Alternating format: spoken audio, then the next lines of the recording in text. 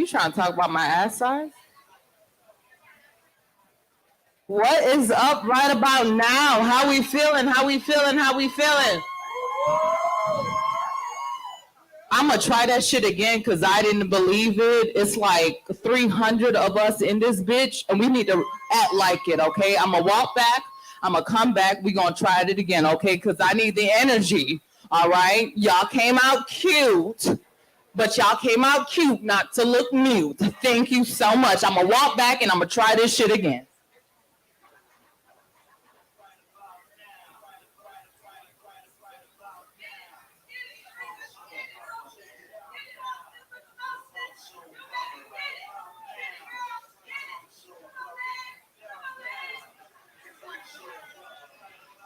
How we feeling right about now? How we feeling? How we doing? How we living? Y'all almost took my eyebrows off with that. Wow. Welcome to Right About Now. This is an open mic. Yes, we got people on the list. We got an awesome feature, Lyrical Faith, about to spit at the end for y'all. Right, we got DJ Forte on the ones and two. We got Lalo at the bar taking care of you. We got Zach making you look good. And we got Christina at the front taking care of you. My name is Sharika. I'll be your hostess with the mostest for today. And I'm so excited to be here with y'all. I made this announcement earlier, right? Because it's hot as fucking this bitch. So if I don't look as cute at the end, don't charge it to my head and not my heart. I promise my soul is beautiful. My face might be at the end. But if I look good at the end too, that means you seen Lalo a lot tonight. Make sure you get hydrated and stay hydrated. All right, so I'm gonna do a pulse check. If this is your first time on a Wednesday at Right About Now at the beautiful Avant Garden, make some noise. Okay, welcome. Hey, you better get your cherry pie with consent. If you're like, man, I'm a vet here. Like, I've been here. I've been on. Like, make some noise. If this is not your first time, you're coming back for some more. Make some noise. Returners, I think the newcomers kind of showed you up. I ain't going to talk about y'all a lot, but, you know. So I'm going to try that again. Returners, make some noise. If you like, I've been here. Make some noise. Like, I know what Right About Now is. Make some noise for your girl. Okay, I like that. Ew. So this is not your mom and pop like poetry reading. So you're gonna expect some cursing. It's gonna be some real shit on this mic. It's gonna be some humor, right? The important thing is the energy that you give the person on this mic is gonna be the energy they give you back, right? So as I said before, like pretend like this is your family member on stage, the family member that you love. Not the one you hate, right? So the family member that you love, this is your kin, right? You're going to show them, every person, the same love every time. That's cool with y'all? Yeah? So when I say make some noise, what y'all going to do? I like all that shit, yes. Ooh, this might make me sound good. I want to start singing. Ow. So some housekeeping. I already talked to y'all about parking. If you are unsure about parking, go look at your shit so your shit don't get towed. If you need to use the restroom, once you walk inside these double doors to the left, the restrooms are inside. If you're like, damn, Sharika, I've been on the Mango Island all night and I need some food, it's some taco trucks. It's actually only one. My bad. It's one taco truck, but it's the best taco truck in Houston.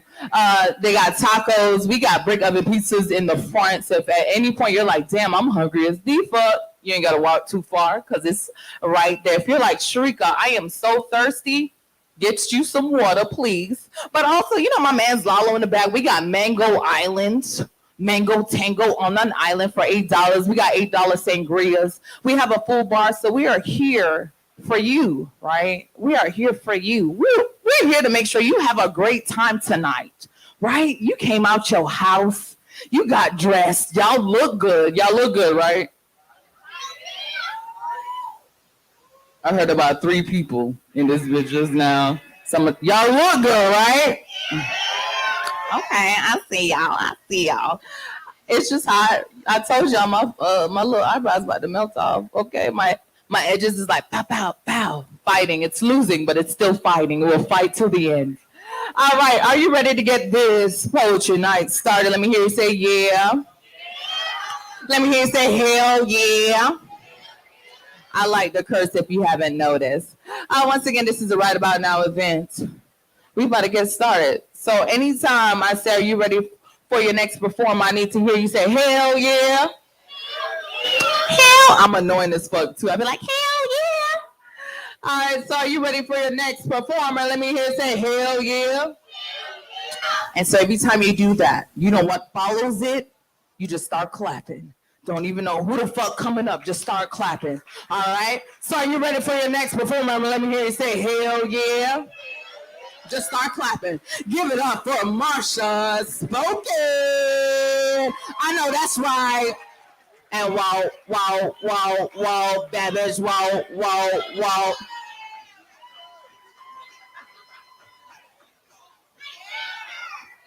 What's up right about now?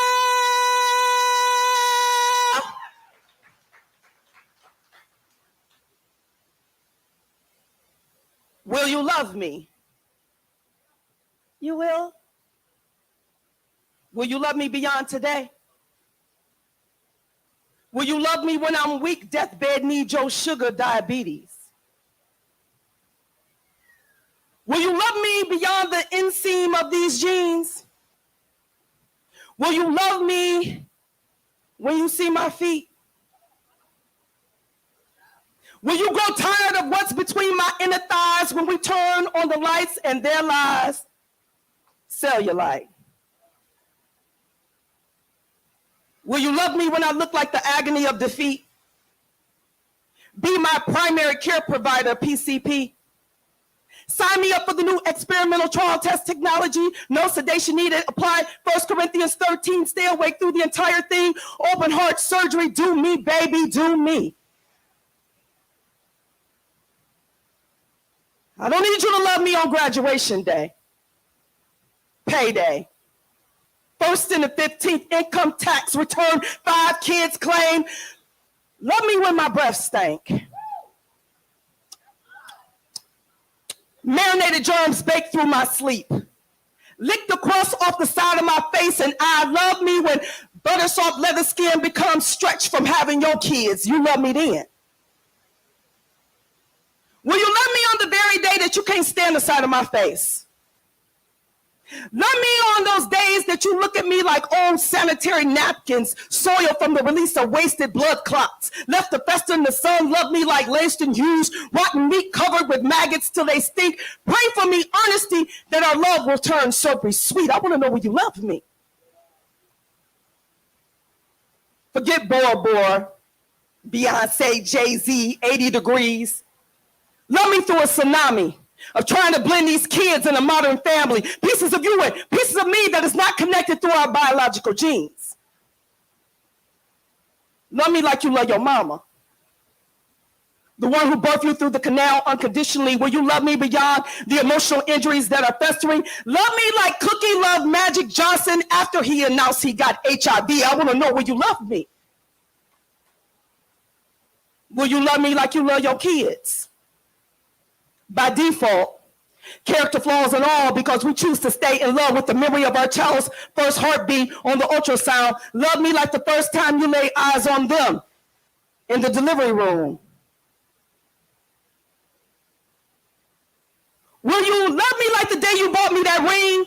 See beyond the corner room of your mind where people fall out of love by convincing themselves that all negatives are true, where heartbreak lives and marriages break. Right on that wall you call misery, forgiveness, covered by the blood soaked in Jesus' love. Can you love my ugly pretty? Will you love me like the night you saw me at that club? Oops, I mean poetry reading, because I know y'all looking at me.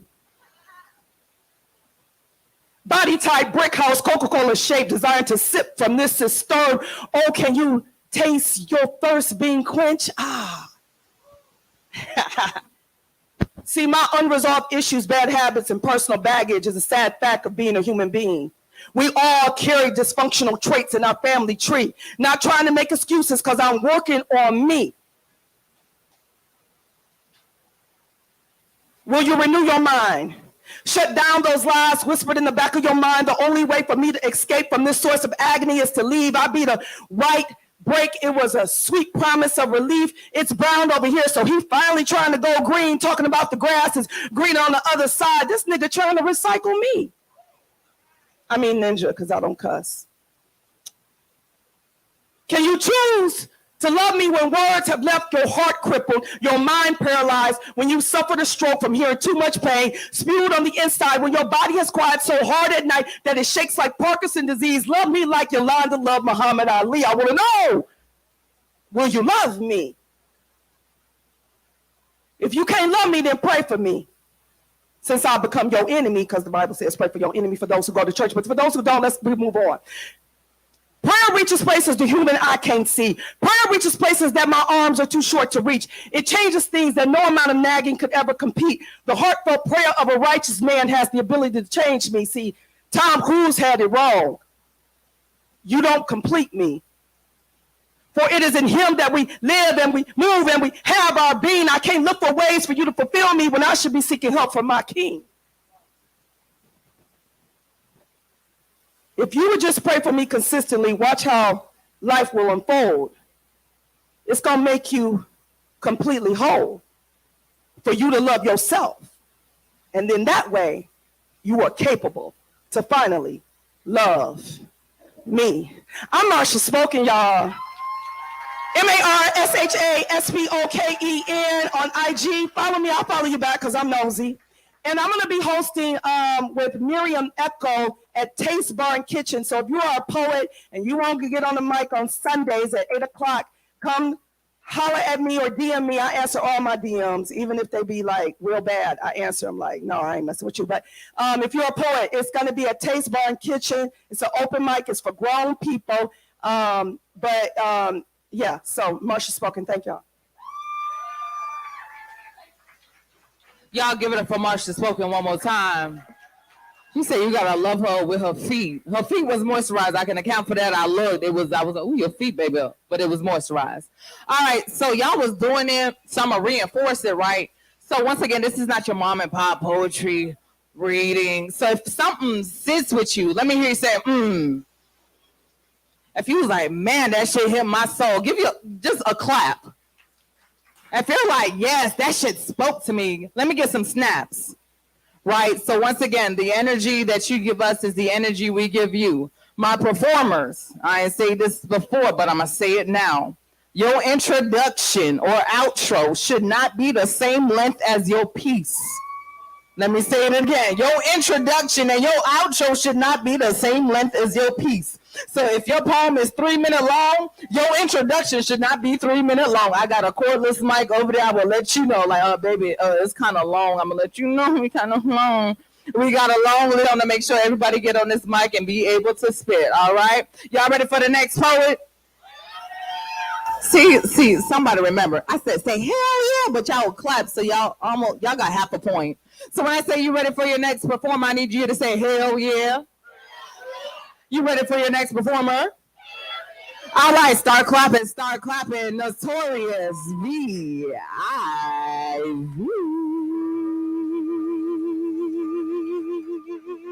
She coming.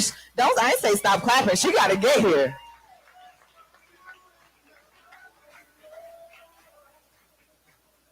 Hey. I've been out of town for a little bit, so I'm out of practice, and I hope y'all will forgive me if I'm rusty or if I suck. Just smile, be nice, just, yeah. Right? Chosen family, that's the best kind. The other ones you get stuck with and you can't do shit about. They keep coming over. Blood does not mean that you owe them anything. All right. I don't know what I want to do. But I wrote something new. Indeed.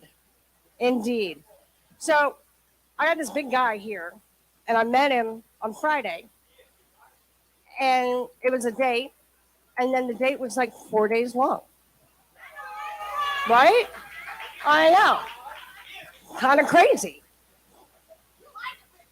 I do like the big guy. So this is my new shit. Y'all ready? Okay. Tongue-tied. You rendered me speechless. That's hard to do. I'm a woman who has a lot to say about really just about anything. I know a little bit about everything and a whole lot about nothing. There is always the perfect word to describe something on the tip of my tongue. Until I met you. Thanks.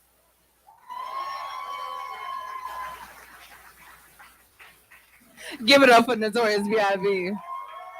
Hey, big guy, you must be some kind of big guy. You writing poems about you. Shit. I only write poems about my exes. It's okay. But you know, you the future of her. All right, so y'all ready for the next artist? Let me hear you say. All right, start clapping, start clapping, start clapping. Mercedes Mac. She not here yet, so your hands got to keep going. Okay, Miss Mac.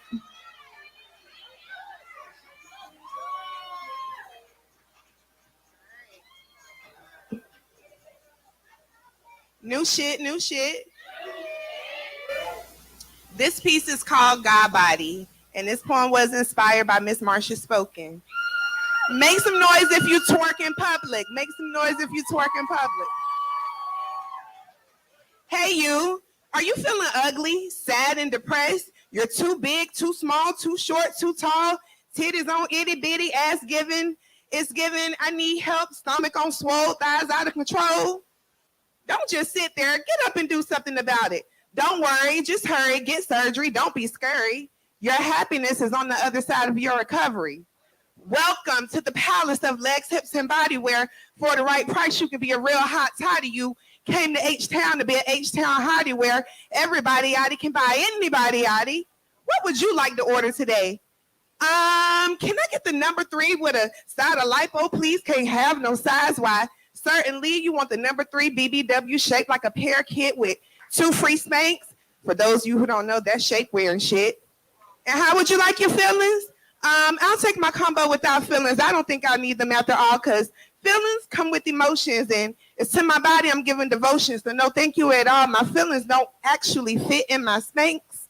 So that will be y'all. That's the number 3 BBW pear kit. Hold your feelings with extra lipo. The grand total will be your soul. Pull around to the first window. Thank you.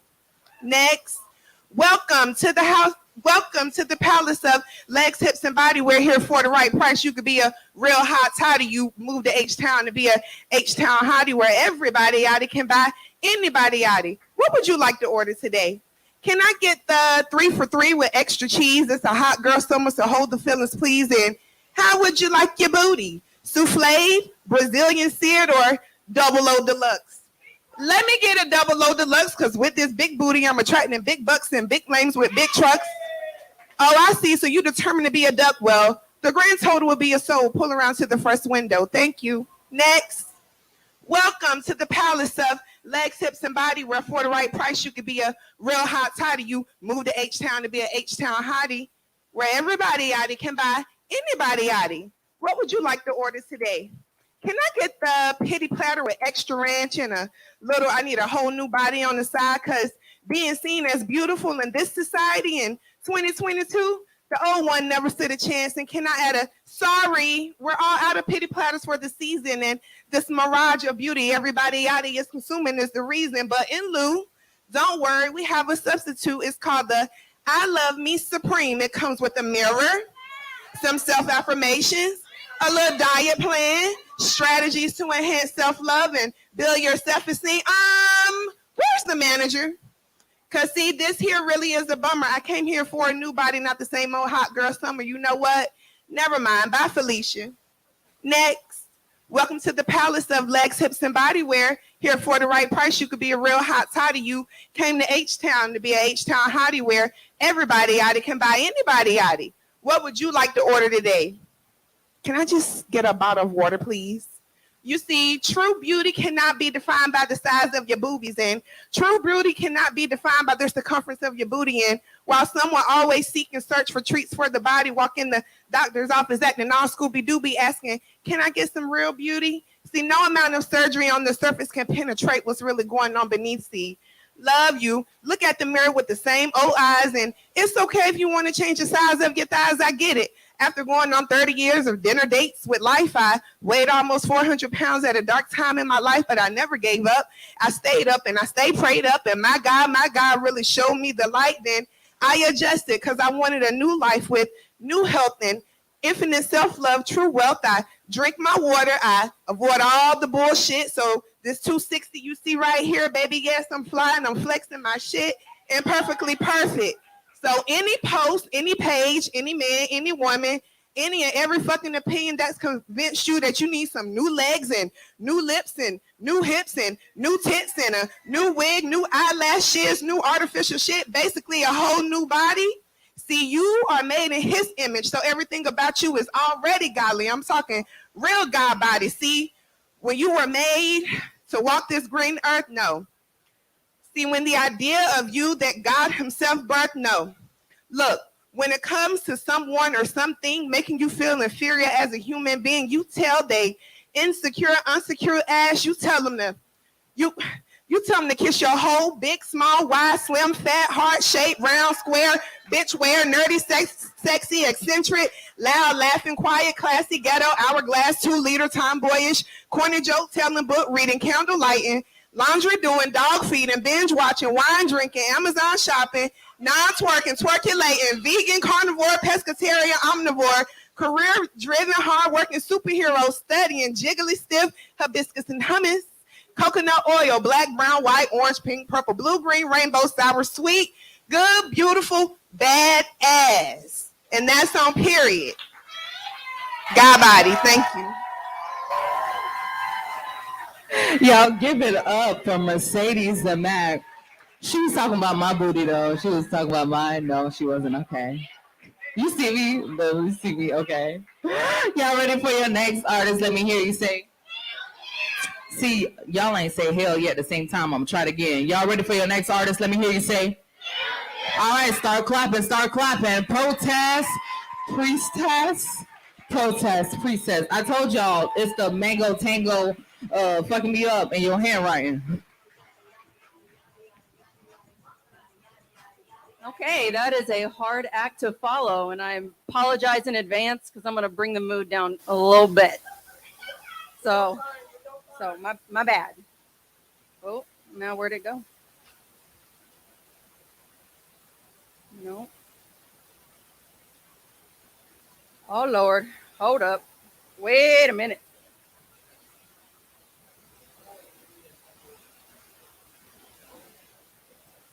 Y'all give me just 1 minute. I lost my document. I got so nervous, I lost it. There it is. Found it. It's all good. No fear. All right. So this is a letter to America. So when I say y'all, if you don't think it applies to you, don't take it personally. This is to those in America whom this applies to. Okay. Oh, yes, ma'am. I love you. Love your energy. All right. Dear America, when the life of a fetus is worth more than a fourth grader, I think we've lost our way. But it's a little hard to make progress because we got all these politicians in bed with the NRA. All they see is green, campaign dollars, and greed. They don't see these blood-drenched classrooms, these children in need. We're scared out here to learn, to shop, to pray. Seems like no place is safe, at least not here in the USA. Thoughts and prayers is all they have to say as children are murdered day after bloody day. Damn, America, we have really lost our way. And while we're on the topic, can someone please explain to me why an 18-year-old needs an AK? It's a weapon that's designed for mass murder, being used for mass murder, and y'all want to tell me it's not the gun? Bro, are you acting stupid just for fun? Or are you really that dense? Somebody, please, make this make sense. Let's just arm the teachers, they say. After all, what's a desk pistol against an AK? Are you really asking them to add bullet shield to their already overfull plate? How is this even part of the debate? Y'all don't trust teachers to know what to teach, but expect them to have a gun within reach. Y'all don't trust them to discipline your kids when they step out of line, but expect them to know who and when to shoot and when it's time. They don't even have paper and pencils in class, and y'all want to assign yet another task? Damn, America, we have really lost our way. You see, we call what we have a democracy, but that's way out of line because the people don't hold the power and they haven't for quite a long time. You see, this country right here was founded on fear. Fear of women and others and those who are queer. This democracy was flawed by design to keep those in power omnipotent and those without power powerless. Teach us to do more with less. Give us useless guidance that borders on hypocrisy, but we all want freedom, so we lie and call it a democracy. We claim equality and boast that we're the best, but take a look around. We are no better than any of the rest. We've got so much gun violence. There's blood in the streets. We've got starving kids with nothing to eat. We've got homeless people on every city street. And the press that's meant to tell us the truth, bro, laced with deceit. Damn, America, we have really lost our way. Or you know what? Maybe we haven't, and we've just been fooled all along. Because the story we're told is actually quite wrong. It's a story told by victors that paints them as saviors for stealing land from the native and other shitty behaviors. They brought people here in chains and as property and then wrote a declaration claiming we all were free. But the truth is, the only we who are free are rich, white, straight Christian men. The country was founded by them and the laws were always made to benefit him. Everyone else was always considered property, so it was never even considered that we too should be free. They used patriotism as a weapon to control, claiming that we're lucky to live here and our democracy is hashtag goals. Any talk otherwise is seen as treason. No discussion allowed. There isn't ever a reason to stand out in a crowd and disparage our nation because someone fought and died for you to speak out on that occasion. But why? Why are we still fighting and not talking it out? Why is there still so much to fight about? Why are we closing our eyes to the truth that it's going to take way more to change this than one voting booth? If money is power and money brings greed, there seems an obvious answer, a way to get what we need. To balance the power, we must balance the wealth. Give the power back to the majority for our own mental health. We got to dismantle a system that doesn't work for the people and disrupt a democracy that isn't even close to equal. We must eradicate corruption, absolute power, and greed, take lobbyists and billionaires out of politics, adopt an entirely different creed. And unlike our damaged democracy here, it will not be run by rich white men controlled by fear. A creed that acknowledges our humanity and treats us as equals, one that gives rights that are actually for all the people, not just a select few people. We could work toward consensus and try to be fair. We could all have a set of core values we share. You see, this was the purported dream of our founding fathers, but let's be real. It was always meant for white sons and not daughters. It was never meant for those with melanin in their skin, nor the natives or immigrants that live within. But we don't live in a society where people are property anymore. So we have to change the way the laws were made and who they were made for. Dear America, are you ready to find your way? Thank you. Give it up for the poet. Applaud the poet. Applaud the poet. Keep it going. Keep it going. Next up, we got Enigma. Keep it going. Keep it going. Keep the claps going. Keep the claps going. Keep the claps going. Let's go, Enigma. So, you know how to adjust. Okay, Griffin Stroke. I know that's right. Okay, I know this poem, but just in case. This is called Pocket-Sized Obsession. Oh my God, I could just eat you alive. Do I look pretty tonight? Pretty enough for you to wrap your hands around me and push me to your lips. My kiss is unlike anything you've ever had before. All I need is your attention. Just a minute of your day, just a fragment of your time, and I can make you feel euphoric. Now I'm looking for some consistency, some reliability. When I call, I need you to come for me. I can make you forget about every moment of your life. Is that such a hard pill to swallow, baby? Or are you just embarrassed by me? Never bringing me home to your mother, barely your friends, always hiding me behind locked doors, dark corridors. I want more. I want to be your best friend. Hide me in your pockets so I'm always by your side. Pull me out and suck me dry. I will be the air that you breathe. But remember, I am a commitment. In that same pocket lies your wallet. I'll be burning holes in bills and hearts and lungs until you were saving for that vacation. But the only trip you'll get is one with me. You don't need a person to make you feel this heavenly. What's a bitch gonna do except ask you to stop? The help won't help. It's just a facade. The only God you got is me. You ought to not have a thought. You ought to not have a thought that my leash is just a noose brought upon by the symptoms I induce, disease I produce. I will not lose, but someday you will. I will have you to your knees. If only in a coughing fit I can make you skinny. How will that coffin fit? Oh, forgive me. I haven't introduced myself. Good evening.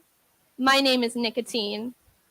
I live behind a glass attic, never more a pretty plastic package. I am now customizable, Instagrammable, because younger addicts stay at it longer. It's just a fad, don't worry until the high it gets her. You're either dying to have me or dying because you've had me. Either way, that's exactly how I like it. Mango, mint, or menthol, use your discretion. No matter how you grab me, I'll always be your pocket-sized obsession. Give it up for Enigma. Y'all was nasty. I was like, ooh, oh my gosh, my pocket-sized obsession. I'm going to bring it with me. And she said, Nicotine, y'all was like, oh shit. Not what I thought. Y'all give it up for Enigma one more time. Y'all ready for the next artist? Let me hear you sing. All right, start clapping, start clapping. I am so real. Okay, in the olive. You looking all fall in the summertime. Mike, adjust the mic. How y'all feeling this evening? Okay. Let me do a little something for you. Extra, read all about it. Extra, read all about it. Gas back up, terrorism out of control. Another baby been slaughtered and nothing's been done about it. My son, 16, say he ready for his first car, but my neighbor's less fortunate, so his son stole his first car. He took it for a test drive, but didn't get far. So now my neighbor got a bummer ride to see his son behind bars. And all he wanted was his first car. He said, Future got 7 cars. He's an ex-trapper turned rapper. My daddy got a job, but no cars. So now he aimed toward the stars. Pops asked me, what should he do? I started to tell him, put it in overdrive and make it do what it do. And be like, R.I.P. to being broke. Just keep them haters in your review. But instead, I know better. See, the storms of life, they bound to come. You bound to get wetter. Why should you think God created umbrellas? It's bound to get cold out. Why should you think God created sweaters? But me, I'm just standing on my soapbox. Standing on my soapbox, and I'll be like, extra, read all about it. Extra, read all about it. Another crook's in office. Nobody's watching. Somebody misplaced our balance. Now everybody's got talent. Trying to convince anybody like Carbonaro's magic. Standing before you just like this, spitting in your ear what you want to hear. Just like this. We call that verbal gymnastics. A tisket, a tasket, a young soldier's home didn't make it. She got homes half made of plastic. The government say they couldn't afford it, still played it. Obama called it tragic. Say they got to fix all. He gonna run for leader of United Nations, call it one world order. Put a chip in your wrist, 666. Oh no, Obama kept for your granddaughters. Extra, read all about it. Extra, read all about it. Give it up for I Am So Real, y'all. Give it up. I need y'all to keep the same energy, keep it going for your next performer. Give it up for Fortune. He coming all the way from the back, so I need the clap. He's coming from the back, so I need the clap. He coming from the back, so I need the clap. He coming from the back, so I need the clap. He coming from the back, so I need the clap. He coming from the back, so I need the clap. Hey.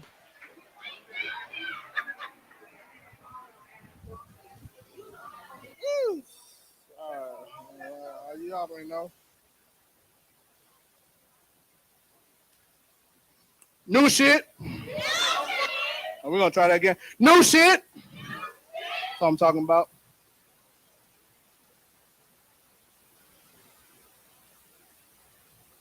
I can't sleep, but sometimes I want to, because to sleep is to dream, and to dream is to fade into a darkness until you see your light, see your life so unreal to this world. We call it paradise, call it heaven, call it a place we never want to come back to. So to sleep is to die. And I'm not saying I'm into suicide, but I'm killing myself fighting for my dreams. So I don't sleep no more. But how can a man that never sleep be slept on so many times that they call him a false dreamer? See, I used to sleep. For 2 weeks, I was too weak that I leaped into a deep sleep, because you only sleep when the work is done. And I'm counting failures like I'm counting sheep, to a point where I am sick and tired of being sick and tired. See, I have wrestled with life before, and I'm not saying that it's kicking my ass, but that motherfucker sure do got hands. See, my dad told me that in this world, it's okay to give up on your dreams and to find a job that will help you survive. But he was too blind to see that my dreams is what kept me alive. See, death told me that my dreams are not far, because the only place in this world where you will find the biggest dreamers is the graveyard, and I believed it. After all, the graveyard is too familiar to a black boy's body. Call it familiar, call it home. See, death have come to my home at the age of 13. When I dreamed too long that I felt like my life was complete, and I had to beat myself into reality, tell him to come another day, because today I built this body different. Call me a daydreamer, call me sleepwalking, because those who dream are not in bed, they are building arcs of support, line them 2 by 2, ready to see what they can do, because they understand it ain't about the size of the ship, but about the motion of the motherfucking ocean, while the rest of the world is washed away underestimating this flow, so I don't sleep.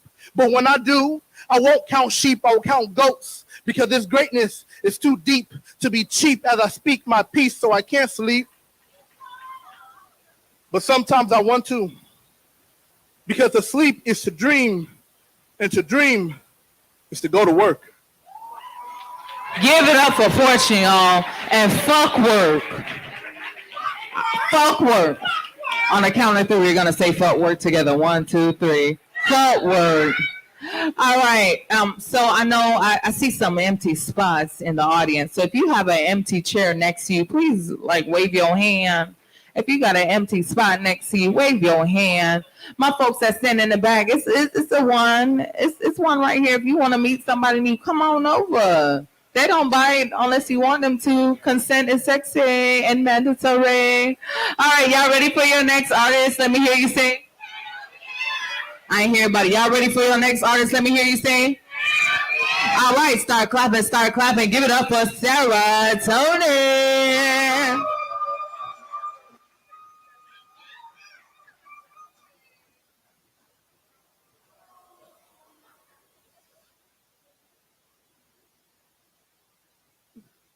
My body, my choice, period. These so-called pro-lifers are the type to place a dozen eggs in the grass and call that a chicken farm. They're the type to place an engine in the driveway and tell their daughter, "Happy 16th, Daddy bought you a car." They're the type to drop off a bag of flour, shredded cheese, and marinara at your doorstep and be like, "Pizza delivery." They're the type to look at a seed and call it a tree. I find it interesting how politicians claim that every seed matters, that we need to plant more trees when they refuse to provide sufficient resources for the trees that we already have.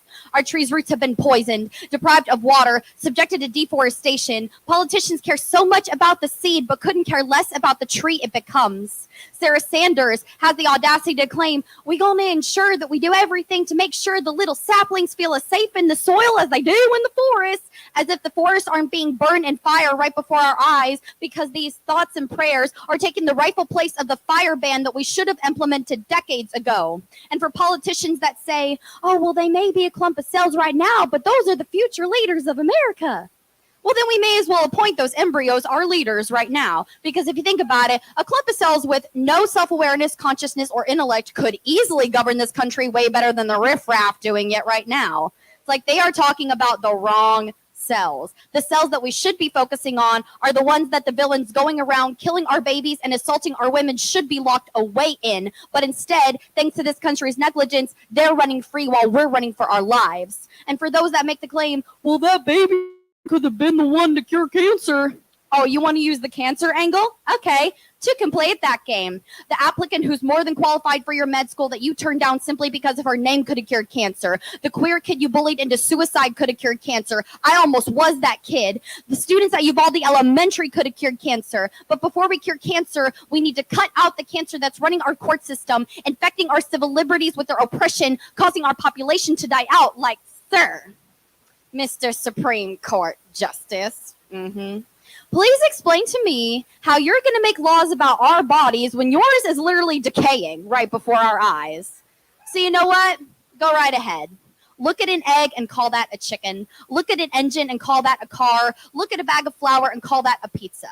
But until the leaders of this country are willing to harness America's ingredients of potential and turn it into a sustainable home for everyone of every background, both inside and outside of the womb, then America will forever be seen as a dish that leaves its people empty, disappointed, and forever starving for equality. Give it up for Sarah Tony, y'all. On the count of three, we're going to say, fuck the Supreme Court. 1, 2, 3. Fuck the Supreme Court and stay out my coochie. All right, y'all ready for the next artist? Let me hear you sing. All right, start clapping, swoop. Swoop. Swoop, you're not swooping up here fast enough, boo. So, whoa, he not here yet. Why y'all not clapping? Give it up for Swoop. Give it up for Swoop. Give it up for Swoop. Oh, Jesus, don't lose it.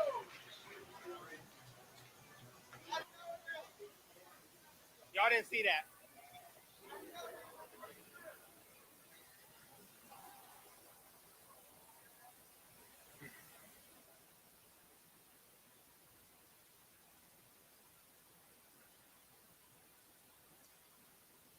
My name is Swoop.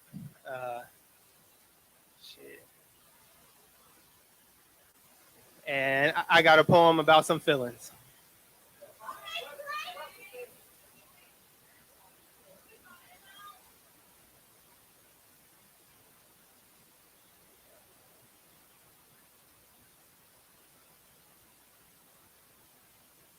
I'm not feeling like myself today. Maybe it's this space or this place or the fact that I'm back on my grind. Epilepsy back on my mind. In the back of my mind, I feel it crawl from ear to ear and then down my spine. I feel it build over time as I breathe deep and repeat, I'm fine. I'm fine. I feel it, but I can't describe it. It's just a warning sign, but it kind of feels like a demon with devilish red eyes is staring at me from a distance. While I repeatedly ask myself, what the fuck is this? I'm not feeling like myself today. This stare is intense and it burns my brain. Insane pain is an understatement. My brain is in flames. Burning red eyes staring with the vicious intent to kill. Oops, I made eye contact. Now I feel ill. Still, I take deep breaths and I try to chill. I try to heal. So still, I repeat, I'm fine. I'm fine. I'm fine. Just let me lay down and give me some time.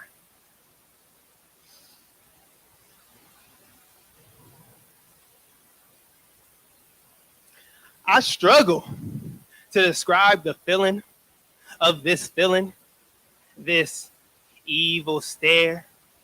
I started writing poetry so I could find the words to compare. Now, all I do is stare at blank pages and screens, desperately trying to figure out what this feeling means and what it brings. 'Cause I'm not feeling like myself today. I just woke up, but my brain feels foggy, hazy, lazy, like I'm standing outside my body just gazing. But my brain is pacing, slowly racing at full speed, desperately thinking of what my body needs, thinking and thinking and thinking and thinking and overthinking and contemplating and analyzing and dissecting the feeling of feeling whatever the fuck I'm feeling. What am I feeling? Fuck. I hate this feeling. I hate the whole fucking sensation. I hate the whole fucking question. 'Cause I feel tired. I feel weak. I feel meek. I feel like I need sleep. I feel like I need to turn my brain off before this feeling turns into a seizure. Surprise attack, killing me like Julius Caesar. I feel not like myself today.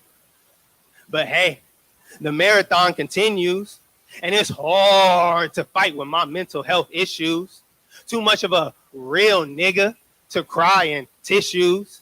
Without poetry, I bottle in all my boo-hoos. But that was old news, because I refuse to sing the same old blues. So back to fighting for success, bobbing and weaving the haymakers thrown by stress, struggling at my best to be my best. Despite all of the good Lord's tests, I'm out here grinding in H-Town, trying to build my new life up so I can hold it down, grinding to support my woman so we can have some babies run around, grinding to give her a ring because she deserves a crown and the motherfucking world. So I won't back down, break down, or drown in this feeling that's been slowly killing everything that I hold most dear and replacing it with the utmost fear. Because it's a fact that I'm not feeling like myself today. But hey, epilepsies taught me that that's okay. Give it up for Soup, y'all. Soup, watch the steps, okay. Applaud Soup one more time, y'all. All right, keep it going, keep it going, keep it going. I need the energy. Keep the energy up. Give it up for Slim, the wordsmith. Ayo, Slim, the wordsmith. There you go. Slim not up here yet. Keep it going, keep it going. I need the same love, same energy. Yo, yo, yo, love in the house. Say love in the house. One more time, love in the house. Amen, amen. I'm new to Houston. I'm new to here. But yeah, my name's Slim the Wordsmith. If you like my poem, please follow me on Instagram. This is entitled In the Garden.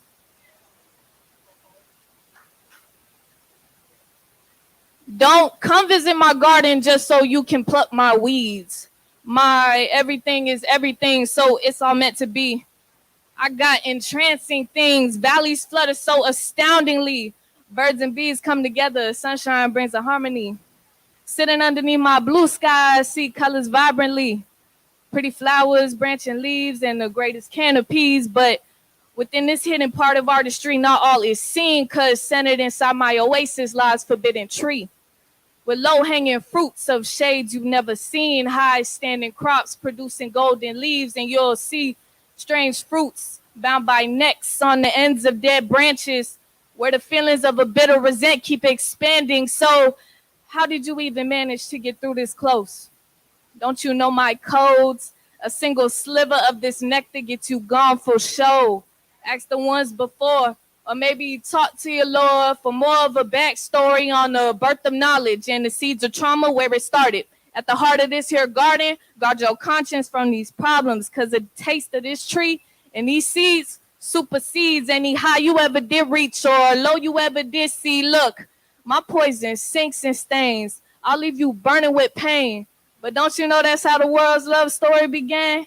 He gave it all up for the one who fell victim to her decisions, enticed by the permission to free her inhibitions. Now he's stuck in this position, deciding on his feelings. And the choice he chose unleashed the suffering of preconditions to forfeit eternal life for a life with his missus. No more walks inside the garden with the one who envisioned a brighter vision full of blessings and wishes for all of his children. And awkward is feeling. Consequences come from harder decisions. A hardened heart replaces all that was with it, discarded from the garden. What a tragic story and ending. But don't you know that every end is just another beginning? So don't you know that every end is just another beginning? It's true, the whispers of the one who slithers never misses. He too looks in the garden with my angel guiding demons. This love and hate's my culminate, so don't you dare dismiss it. The tree that stands awaiting for the one who's planting kisses. Thank you, thank you, thank you. Like I said, my name is Slim the Wordsmith. You can follow me on Instagram if you like the poem. Thank you. Give it up for Slim the Wordsmith, y'all. Give it up for Fresh Starts. Yes, I get my hair done on Saturday. I'm going to look like a new woman, a fresh woman, a fresh start. All right, y'all ready for the next artist? Let me hear you say. All right, start clapping, start clapping, start clapping. Earl Belcaris. Earl, I probably don't fuck your name up. My bad, Earl. Y'all give it for Earl as he comes to the stage. Earl not here yet. I need the same energy. Some seats just opened up. You ain't had to do all of that over there. Ain't enough gas out there like that. Y'all, Earl ain't here yet. Give it up for Earl as he gets to the stage. Earl told me he had to, work on something to get his nerves together to get up here. I ain't gonna ask what it was, but he probably saw Lalo in the back. Y'all give it up for Earl. Testing.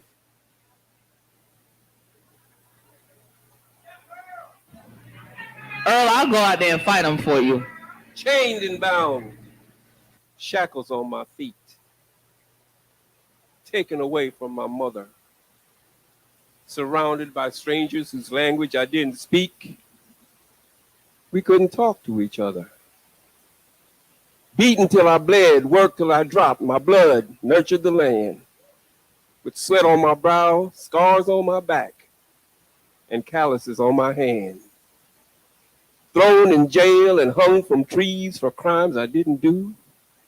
And all the time you tell yourself, I'm not as good as you. But I refuse to stand around and shed more bitter tears.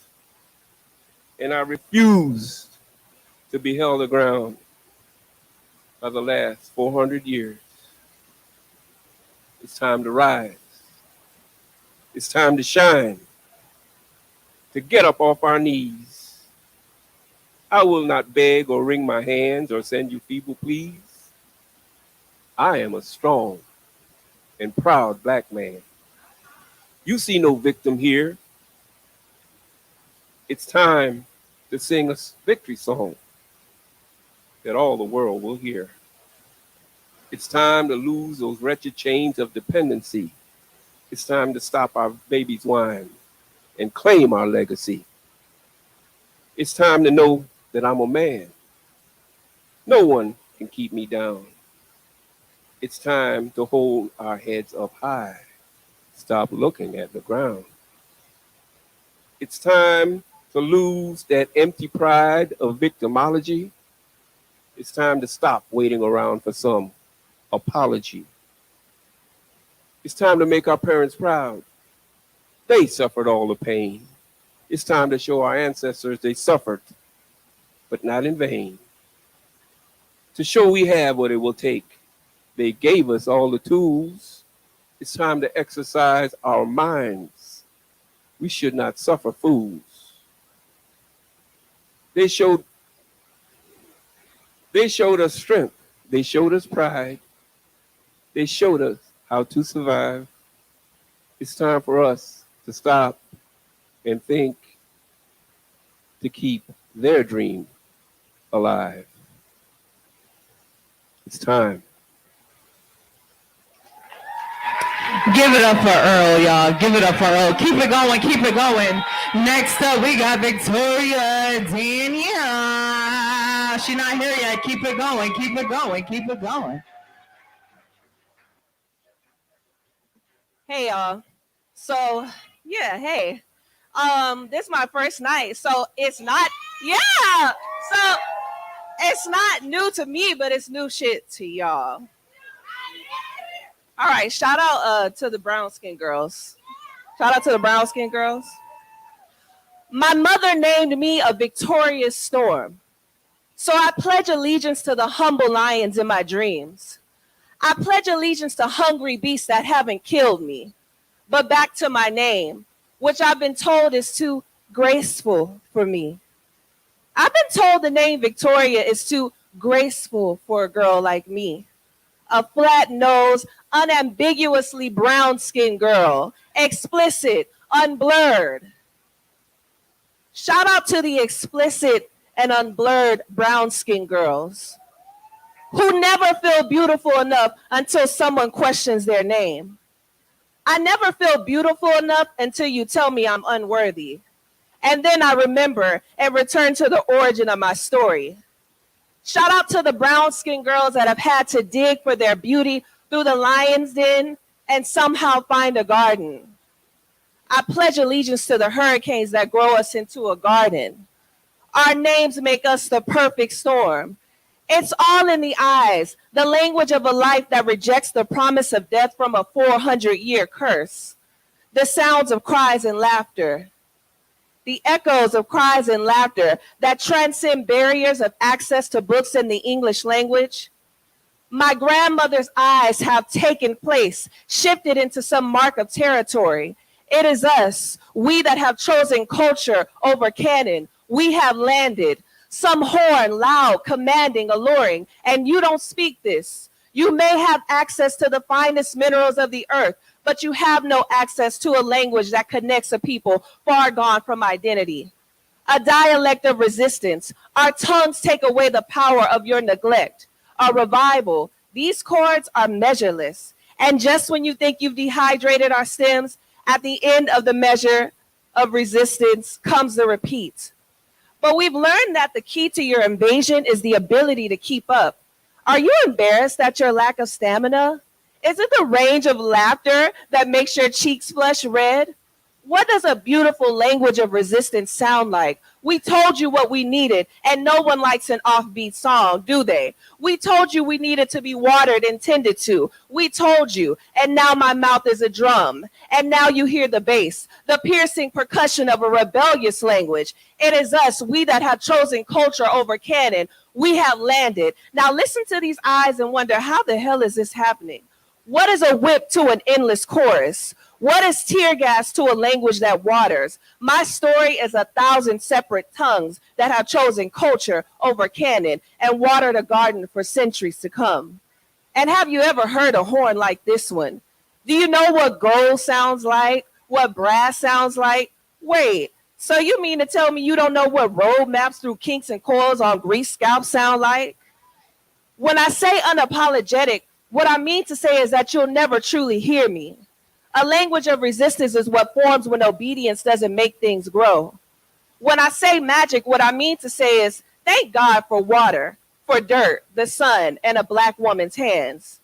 When I say grandma's eyes, what I mean to say is that my silence is strategic and that every sound isn't heard with all ears. This language of resistance you cannot find, you cannot take, you cannot legislate. Thank y'all. Give it up for Victoria, y'all. Y'all keep it going. Keep it going. My bad. So it is Alaguan Howard. I ain't saying that with enough confidence. My bad. Alaguan, you gonna correct me. I know you are. But give it up for him as he gets to the stage. He's not here yet. Give it up. Give it up. Give it up.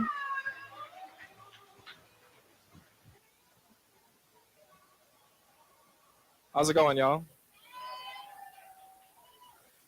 I'm not gonna lie, I've never had stage fright, but a room full of beautiful people has always been tough for me. So thank y'all. A little backstory for this little poem that I wrote. And I know y'all are beautiful people. Just make sure when you see somebody, just love everybody because you never know what they're going through. You know what I mean? Years blinded by a fog of thick detachment. So thick I can't remember the last time I felt my heart beat. Still damaged by the last time you asked our souls to meet. My eyes are still filled with dust at the thought of you. The rest of my desires buried somewhere beneath those sandy dunes you called fun at my expense. Just joking, jumping jacks, justifying jerk-like jargon, judging me. Everything I loved, me. The music I adored, me. Everything I stood for, slandered, discarded, and thrown to the floor. Even now I'm filled with tears that never flow, brimming with hate I'll never show. I'm more cautious now, they call it scared. I've got walls up high now. Emotionless beasts roam the walls of my mind now. Whoa. I no longer drown when I sleep.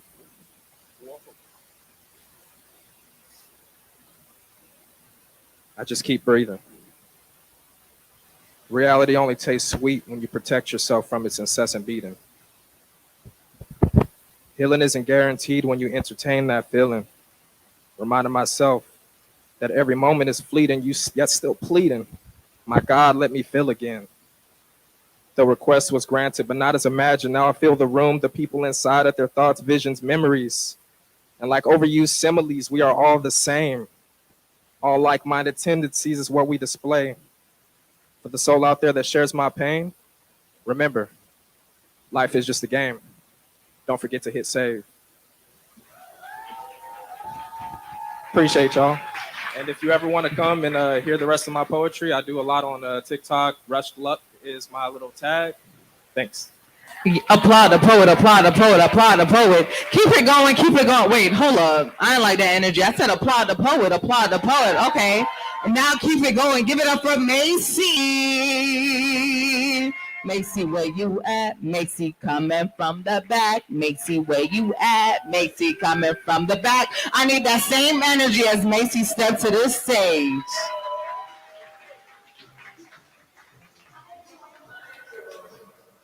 Hi, I'm Macy.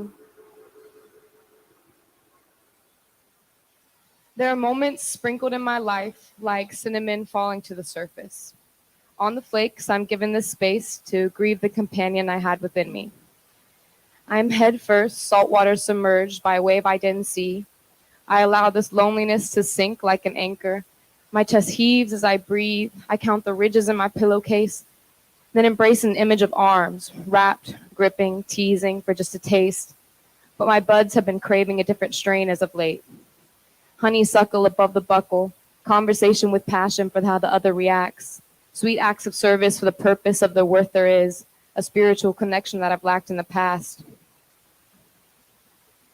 But mostly, I fiend for comfort in the discomfort when it's 2 a.m. and I'm alone. Seeking someone to call home, I let the universe know I'm ready to feel whole when it's just me. No hole in my chest as my breasts stay covered, no tears on my cheeks at the absence of a lover.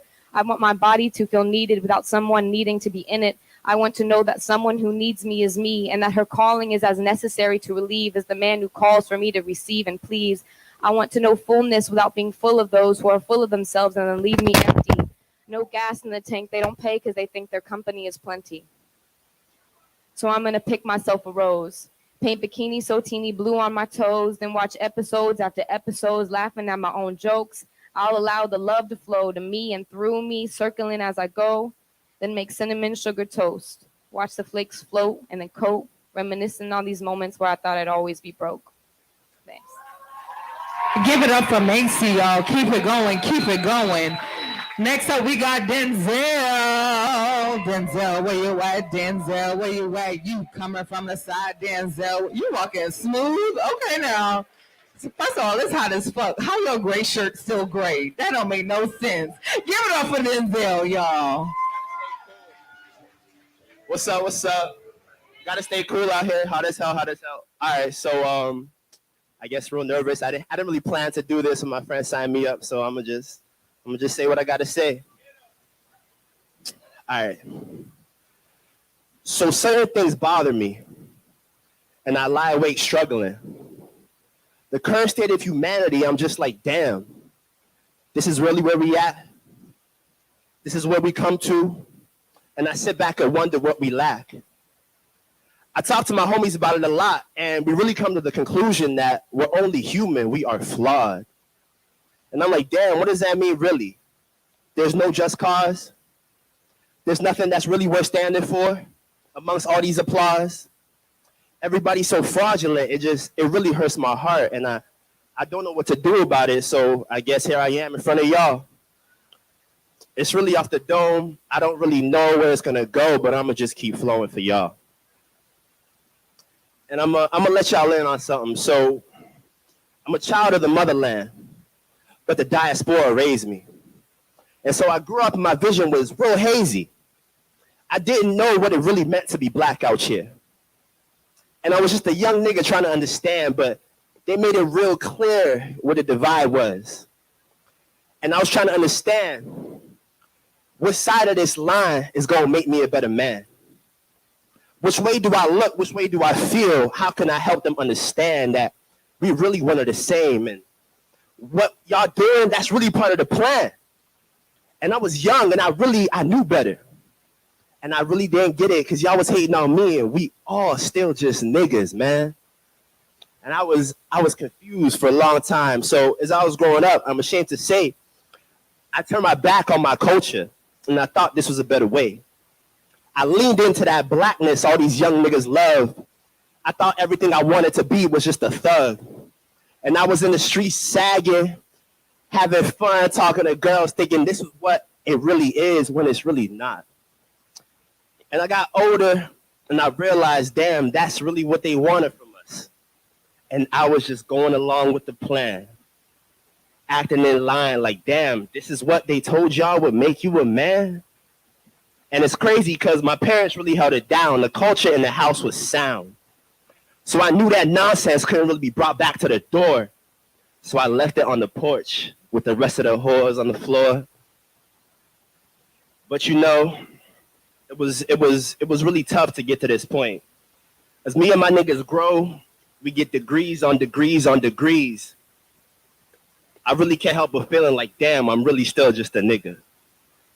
In this white man's land, I really do feel like I'm still just a nigga. Because all these degrees in my hand that I hold, it really don't change how they see me and how they fold. It really don't change the expectations when I hit that road.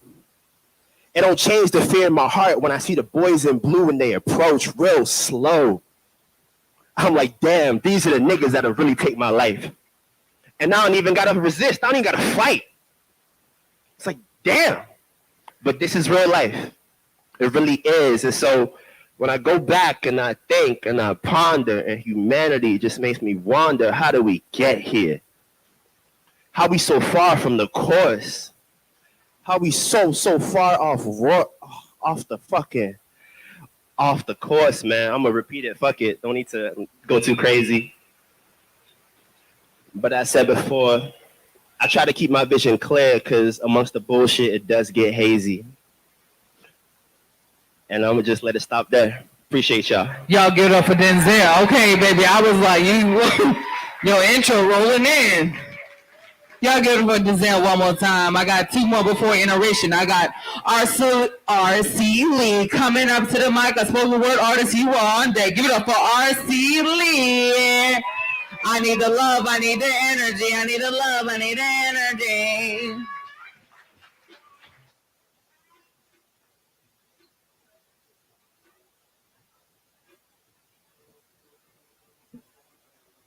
Shout out to all the black men getting up here talking about their feelings and shit.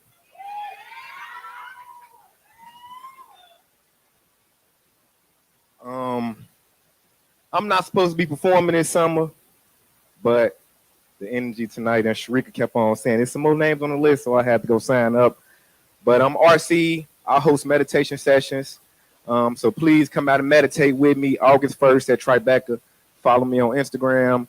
It's like 420 friendly. Yeah. It's nice. But I'm gonna stick with everybody with the role. I'm gonna talk about my feelings too. This some newer shit. First thing I want to do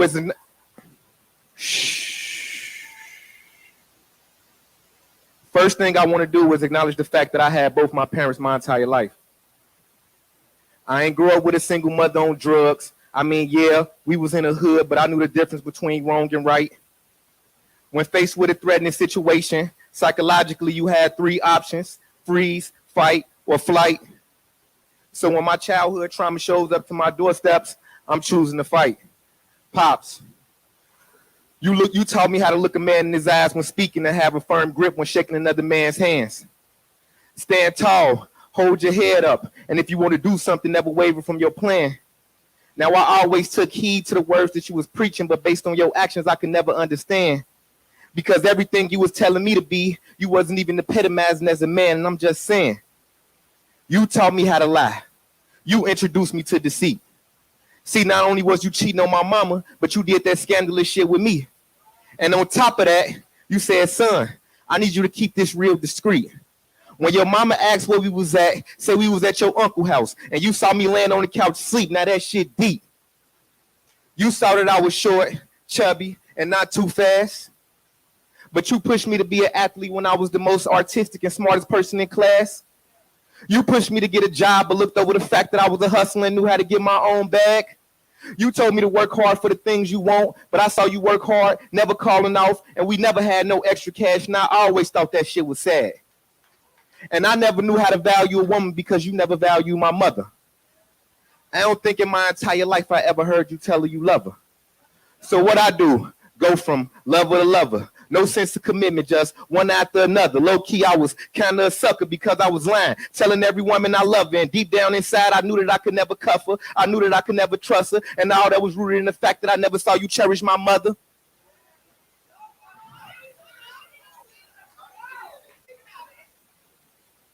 But I digress from that. Let's talk about how you lost me to the streets. Once that fear from the mass whippings was gone, that respect was gone, and you washed your hands with me. And that shit cut me deep when you told me to go figure it out on my own. Now I'm in the streets, searching for the love and affection that I was craving from home. And now I'm doing wrong. I'm waist deep in the trenches. And even though I was only a young teen, ain't no rules in the concrete jungle. And in the eyes of the lions, the tigers, the bears, the snakes, and the wild pigs, I was grown. And without the love and affection from my father, I was all alone. But I made a way. I made a name for myself. All them fights and all the shootouts, all them pain that I felt. I got jumped, I got robbed, got finesse, trying to flex. All them battles, all them scars, I still wear them on my chest. I still battle with depression and anxiety and stress, but the streets ain't beat me. I survived. I'm blessed.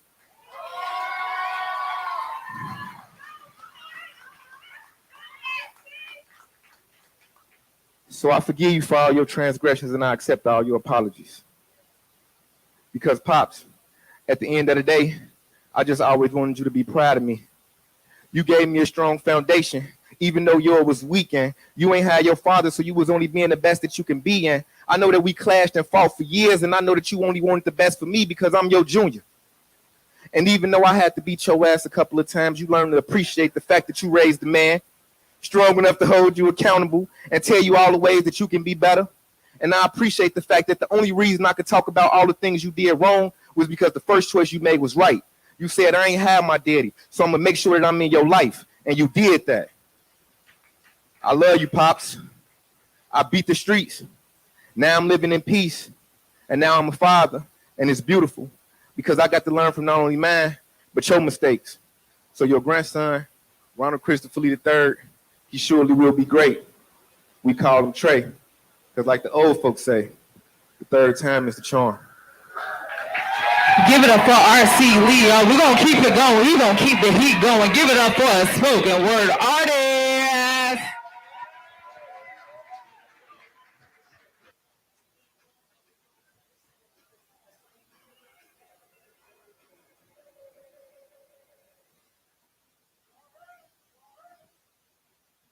Fire poem, bro. Fire poem. Fire poem.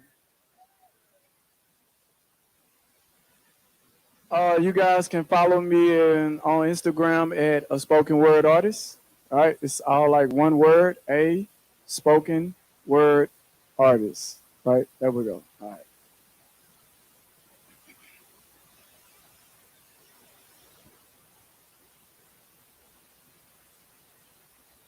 For my niggas that was inside daycare taking niggas blocks.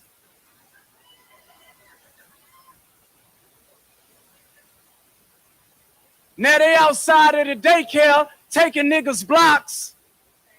The hustle, the pot, the pen.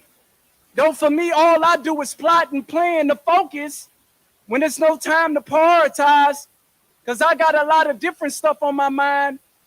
Like, did Nino really tell everybody to dress in black? Or was that a coincidence in time? Am I a snitch when I tell the police the truest story I ever told? Poetry got me farther than any crack I ever sold, but still, I was outstanding. You know what I mean? When I was selling dope, I literally had to be out. That's fire. More fire than the 80s lighter. Of course, those things get you going back and forth to court. It's a revolving door. It's nothing personal. Jail just trying to keep you in a loop. What's your freedom like?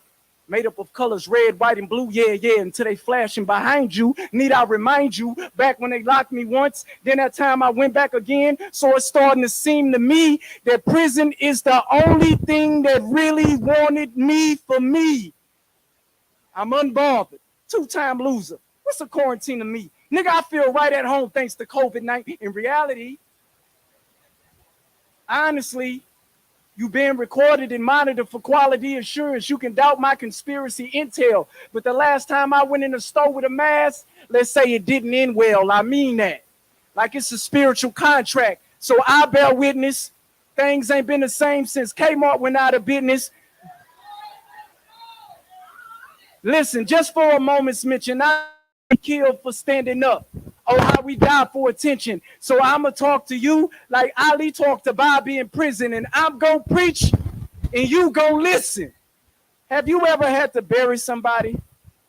I mean, wake, paid, funeral, and all. I mean, literally put them in a hole, but financially, they put you in a bigger one. That's life. Though I'm trying to keep you from doing life, getting postal pictures that allow you to see how life changes through photos. At heat, lockdown, rec yards, ain't hard to believe. Commissary ain't hard to achieve. I'm just saying over the years, those prison letters, they get hard to receive. Don't act like you don't know what I mean when a judge just want to label you just so they can label you. Have your face all on a breaking news, a Fox Live set, or a high profile death. I ain't lied yet. The prosecutors, the lawyers, they all partners in crime. They swap our favors like a 3 or 4 times. I said this like a 3 or 4 times. The years to come is going to get more wilder. You're going to have to dress up like a cop just to ensure your survival. Give it up for a spoken word artist. He has a show on September 17th. I'll be doing a poem there, but see him for some tickets. You see me out. So we reached the part of the show where we about to go into our intermission. But before we get there, though, about poetry, it's about community, right? And so sometimes communities start off awkwardly with the picture. So I need everybody to take out their cellular device. If you have an Android, keep it in your pocket. I'm fucking with you. I'll fuck with you. If you got an Android, I'm sorry. Why you do that? But this is where we do our selfie moments. So the person next to you, if you're like, I don't know you, but take a picture with them, right? So on a count of 3, we're going to say Amir. And the reason why we're going to say Amir, right? So Amir is the founder for Right About Now Poetry. And this is probably like the first time he's actually missed a Wednesday. So he's probably like watching it live. So I'm going to do a video and I need y'all to say, we miss you, Amir. Y'all agree to that? Yeah. All right. So on the count of 3, I want y'all to be like, I miss you, man. All right, y'all ready? 1, 2, 3. It's gonna be so heartfelt. All right, but now on the count of 3, you're gonna say Gouda because you're gonna take a picture with the next person that is sitting right by you. Ready? 1, 2, 3. Gouda. Make sure to tag right about now poetry. That's at WAN poetry. So I'm gonna give y'all 9 minutes. 9 minutes because I have some more folks on my open mic list. I have a phenomenal feature over there. You know, Lyrical Faith. She's all the way from the world about to come bring these poems to you all. Lalo is back there with the drinks. We got tacos out front. We got pizza in the front. If you're like, ooh, where's the restroom? The restroom is on the inside. There's also a second bar on the inside. And I will see you all back here. Right here in 9 minutes. All right, in 9 minutes. When you hear my voice on the mic, we about to get started again. So 9 minutes. Go ahead and meet somebody new. Get you a drink. DJ Forte Cloud, take us out.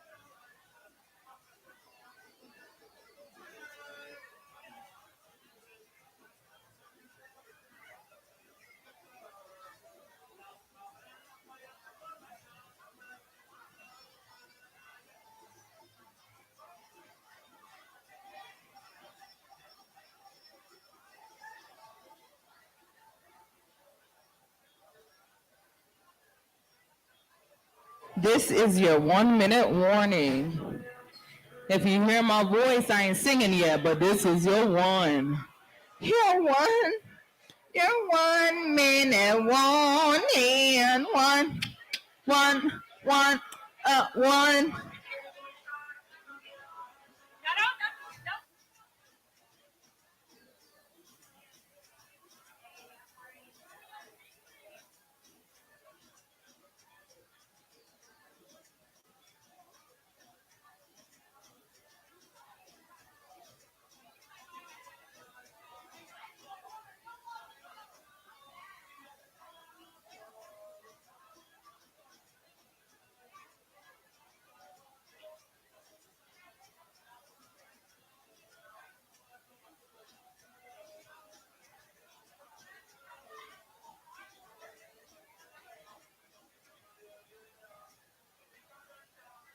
This is your 30-second warning. If you ain't had a warning before, I'm letting you know now. This is your 30-second warning. We got DJ Forte Cloud spinning for us tonight. We got Lalo at the bar. We got Christina making sure you're taken care of once you get in and stamping you. We got Zach on the lens. He at the bar right now, but he really be on the lens. No.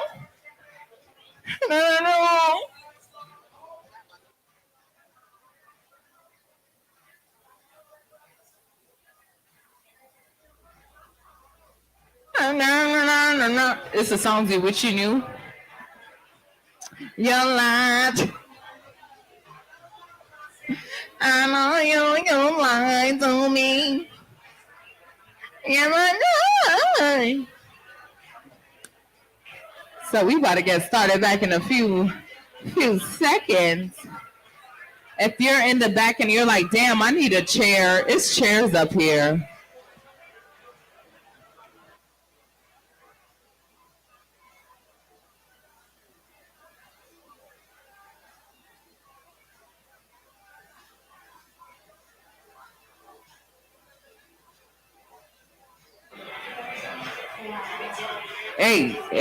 Hey, Forte Cloud. We about to get started in a second. Hey, yo. Don't have me acting up out in this bitch. I'll start pumping in this motherfucker. Wow. Oh. My eyebrows already sweating off.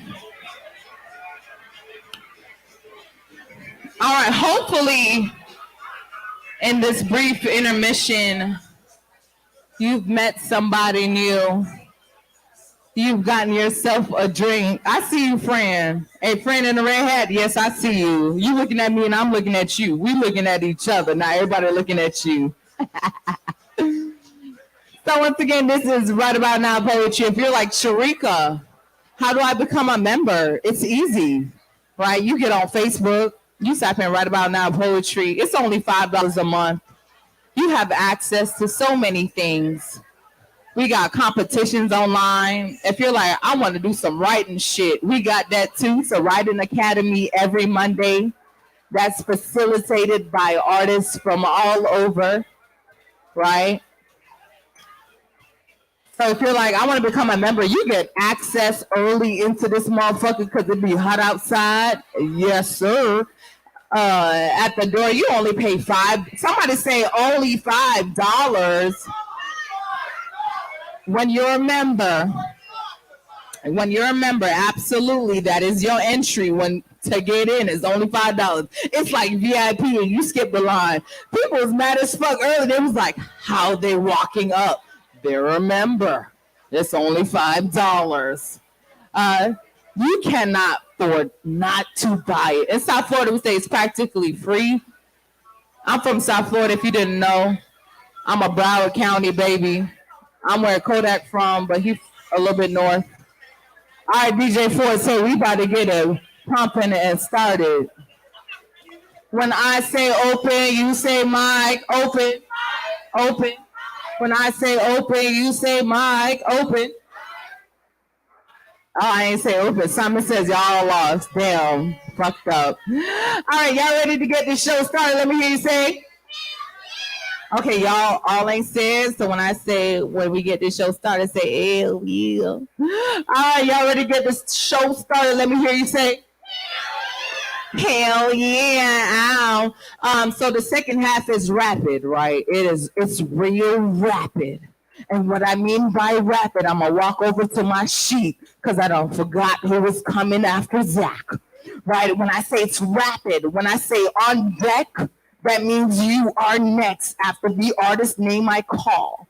So let's say if I'm like, next to the mic, give it up for Sharika. Woo! On deck is Zach. Woo! So Zach knows he's next. And this portion ain't no introduction. It's you and the mic and your poem. It's a throuple. You, the mic, and the poem. If that shit sound like an introduction, I got a wireless mic over in that bitch in the corner. I'm like, well, baby, that's not what the instructions said. All right? I'm going to make sure my feature gets on tonight. Y'all ready? Hell yeah. I got to put some bass in my voice. I ain't trying to break these motherfucking speakers. Hell yeah. All right. So on deck, we have Nadia. Right? Up next, we have, first of all, before I introduce Zach, that's my teammate. So if you didn't know, I'm a part of Right About Now Poetry Slam team. And we went to Louisville, Kentucky, right, with only 2.5 weeks of practice. These motherfuckers was at my house and everybody else's house late as fuck. And we placed second in the nation with 2.5 weeks in this motherfucker. So I am so honored, right, so blessed to call up my teammate to this motherfucking stage. So right now, I need y'all to give it up for Zach Blood.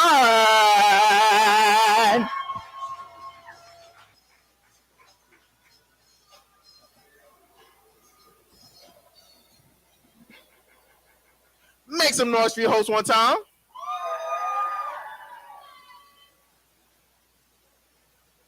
I know I'm not supposed to be talking. I'm gonna break the rules real quick, but I feel like I could do that because that's my teammate. So real quick, usually people do this thing like how y'all doing, and y'all make a little bit of noise, and it's not enough. So you gotta say it again. So we're gonna skip that. What we're gonna do is we're gonna take a deep breath, and on the count of 3, when we let it out, y'all gonna make all the noise as humanly possible. Okay? So deep breath in. 1, 2, 3. How the fuck y'all feeling? So the first time I dropped acid, the experience took me to the moon and back. To call this a trip feels like an understatement. I feel like I could reimagine 4 different ways in which the universe could have spawned into existence. I can tell you about none of them. I can tell you about the colors and how they move like mosaics, dancing in between the lines. I can tell you about the candy and how Skittles and gummy bears make a gooey goodness colliding in your mouth. I can tell you about the music and how every song was my jam, specifically Return of the Mac, playing way too loud. Oh my God was a theme of this entire night because, oh my God, time did not exist. An afternoon felt like an eternity in which we laughed, we danced, we sang, and one of the homies cried, but that's a different poem for a different night. Truly, the strangest part of this entire experience is when I went to the restroom and I looked in the mirror and it looked like me. And y'all, I know I was on LSD, but I swear my face was both familiar and foreign. A reflection removed from reality. As my vision faded into focus, I could see a man made of a monster, or maybe a monster made of my skin. Regardless, his face was as dark as the devil, the color of sin. I was in him, he was in me. Call this my Donnie, call this my Venom, call this the darkest ode I have ever written, because I know without him I would not exist. His body is in my DNA. Our fates are intertwined. I keep all of its awful at bay most of the time. People tell me all the time how I am so nice, until they seen me pissed off, until my fists meets face and I come to from a blind rage with blood on my knuckles. And I never mean for this to happen. I never mean to be so violent. I never mean to without, but darkness cannot exist without light. And I like to think I shine too. I like to think I'm not all bad, all beast and barbarian. I like to think I lead with love, but sometimes the follow through looks like the devil in the details. And did we forget Lucifer was once an angel? And did you remember whose wrath deemed him the demon? I know. None of this is pretty, but it is protection. It is me and him, the man and the monster in the mirror, or maybe I'm tripping. Give it up for the poet, y'all. Give it up for my motherfucking teammate. All right, on deck, we got Kelly. Up next, Nadia. Nadia, you supposed to be at the staircase. I told you was on deck. Kelly, make sure you at the staircase wherever you are, Kelly. Give it up for Nadia. Gratitude and peace be upon this space. My body has been housing homeless souls on autopilot, but my heart knows. Shoulder blades have become pillowcases for people who no longer know their own faces. Wherever they call, my heart goes. No case too big to hold, I'll create the most for you out of my lungs. So next time I breathe, I'll give you the reprieve I need. Heal, healer, heal. Shows magic is real as you decay in your own skin, but still help them find the God within. I said heal, healer, heal. As you teach people how to feel using emotions as a directory for boundaries you never set for yourself. But let's bring others ease. As you take on pain you can't carry, nervous system ready until it's weared out. Shot from too much of a shout that was never heard by the body, chalked into numbness. Electricity doesn't live here anymore. Neurological connections can't be made between synapses that can't find its activation site from too many trespasses. Left the door open too long, so now your body's song is cell death. From too much stress and frank police corruptions, nods and assumptions replace presence. So I say, heal, healer, heal. It's no big deal because the deal is bigger than you. It's their life over yours. So add to the scars that your brother, mother, or other made sure would never heal. And dig into the wounds at the bottom of your heels where roots can't grow out of anymore. Earth replaced with a glass floor that keeps you tiptoeing and away from divine flowing. So heal, healer, heal. Look inside you, see the highlight reel, and give back to you before another does what they do, like callous skin from rough hands rubbing onto your amygdala. And as much as you try to control your wrath, you watch it spaz you into a frenzy of what ifs. And you can't reach the frontal of your lobe, the one that's helped people across the globe, but can't help the human right here. That stays lost in the sheddings of souls that have found the light, made a home, and capitalized off your twilights, taxing to move, taxing to breathe, but you are in a season of no refunds. Just friends on cross-country runs and lovers whose space is filled with insecurity about they'll ever be good enough for you, so they're never good enough for you because they won't let themselves be, so you can't let yourself be, so your diaphragm can't take the fumes of their suppressed sorrows anymore. Your innocence and eagerness to help banging on the door to be freed, screaming, I need reprieve. Relief from words that keep becoming your reality because you can't stop other self-talk from washing over you. Waves you have yet to learn how to surf because you're battling with your own inner worth. Begging your fascia to release as you bend back the crease of your heart, waiting to be open. Because the attacks on it haven't frozen, iced in place, scared from overheating. All of this comes from helping someone else heal. Your body is not a house for homeless souls. Don't gotta be on autopilot, because your soul knows. Follow its words over others. Don't keep hiding under the covers when you're already real.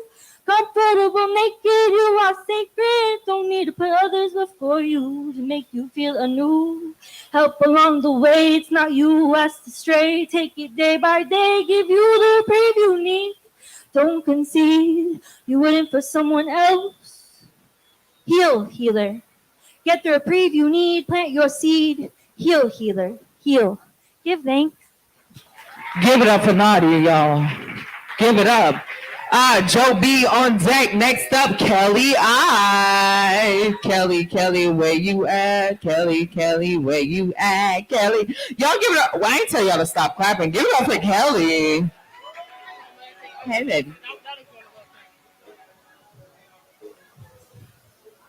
She really felt like I was short. This don't feel low? Okay, I understand. You got a grip. I don't look tall. You feel me? Can y'all hear me? Kinda. Okay. Don't record me. Stop recording.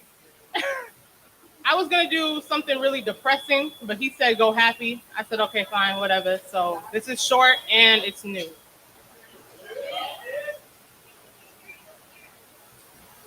Some days I write about you in metaphors. Am I screaming?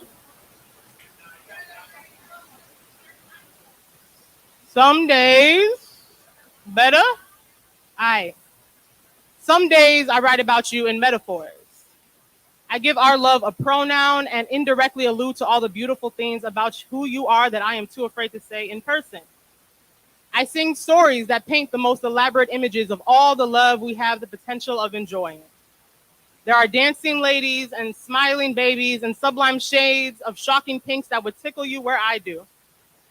Most days, it's easy to write about you in twisted tales and lullabies, with words that would swing dance in your mind. I could write about you as a kiss, or as a steady flame, or a quiet, restful passing. The metaphors come like I do. But then there are days like this, where I can't think of any way to describe you intricately. Every feeling, every thought, every ounce of emotion rushing through me is simply painful and unexplainable. There's no analogy that runs parallel to what we have. We are like a color so complicatedly easily. We are green. I could write about you in metaphors, but I don't know if I would be writing anything that's true. Give it up for Kelly, y'all. Give it up. Give it up. All right, keep it going. Hey, Charmaine, you are on deck. Next up, we got, I like Joe. Joe was like, I'm ready. I'm right here. Give it up for Joe, y'all. Wait, Joe, I don't like this shit right here. I told y'all. I feel like the auntie, like I told y'all asses, get in this bitch and keep the same energy from start to finish. We in this bitch, we're going to keep the same energy from start to finish. So give it up for Joe. Thank y'all. That was intense. Okay. If my son is going to be gay, a pink penguin will not be the tipping point. There it was. A 3.7-pound bright furry magenta shade of gay, purple barrette studded, blue eyes, white outline, yellow nose, wobbly creature. Pimbo. Standing just inches above my feet, I should kick it for being so damn cute, or punch my son till masculinity shines through. I mean, why couldn't the bitch be blue? I should blame Target. Or sue the manufacturer for malpractice because they should have known that this would happen. That some little boy too unfazed by possible threats of manhood, too young to care about color, too free to care about race, gender, or creed could ever believe that he could own a toy that's not red, brown, or green. Josiah, an 8-year-old majestic wizard in Harry Potter shoes, a blued mix of Brenda the Good Witch smile and honeydew, a spell of peace. Imagination the size of Never Never Land, a charismatic lover of Tinkerbell, baggy jeans, Nike shoes, and playgrounds. Built like his daddy, hard like his mama, friendly but distant. Logical beyond his years, his peers consist of an Asian kid, senior citizens, and teddy bears. 3 types of people he believes will never fail him, like standardized male ego tests. Or being able to read, write, and comprehend like he's 10 doesn't give him cool points. He's got to run fast, punch hard, guts loud, play rough, be built for it tough, choose trucks over cute robots. I mean, look at him. Being raised by a woman who should have known that she can make him any less of a man than he can. In a conversation this day, I'm accused of being colorblind and not knowing what's best for my child. I mean, Shelley, they're turning faggots at 5 now. Look at it. It's pink. If my son is going to be gay, clearly a pink penguin will not be the tipping point. According to the toy gods, well, Amazon, Pimbo is a special friend that will listen and respond to you. Maybe that's what more fathers should do, but we can hate deadbeats later. Not enough little black boys get what they want, deemed failures for a reason they never try to compromise, but not mine. In 10 years' time, Buzz Lightyear dropped a dime. Said Pimbo was doing just fine. G.I. Joe ain't tripping. Showed her how to pistol rip, and the Transformers think she's so cute. Remote control cars saying they wish they had happy feet so they can dance too. Watch your wrist before you mimic the flick of his. You may be stopping a man from being the one thing you wish he could, a kid. Thank you. Y'all give it up for Joe. That's right. The fucking pig won't be the goddamn tipping point. Charmaine. Charmaine, I done said it 3 times like it was goddamn Candyman. All right. All right. So I just wanna introduce this next poet. Oh, it's my friend, y'all. I fucking love her. She's a fucking beast. Okay, I just want to let y'all know she's a fucking beast. I won't say too much, but she's a fucking beast. Y'all start clapping. Y'all start clapping. Start clapping. Give it up for Lachelle.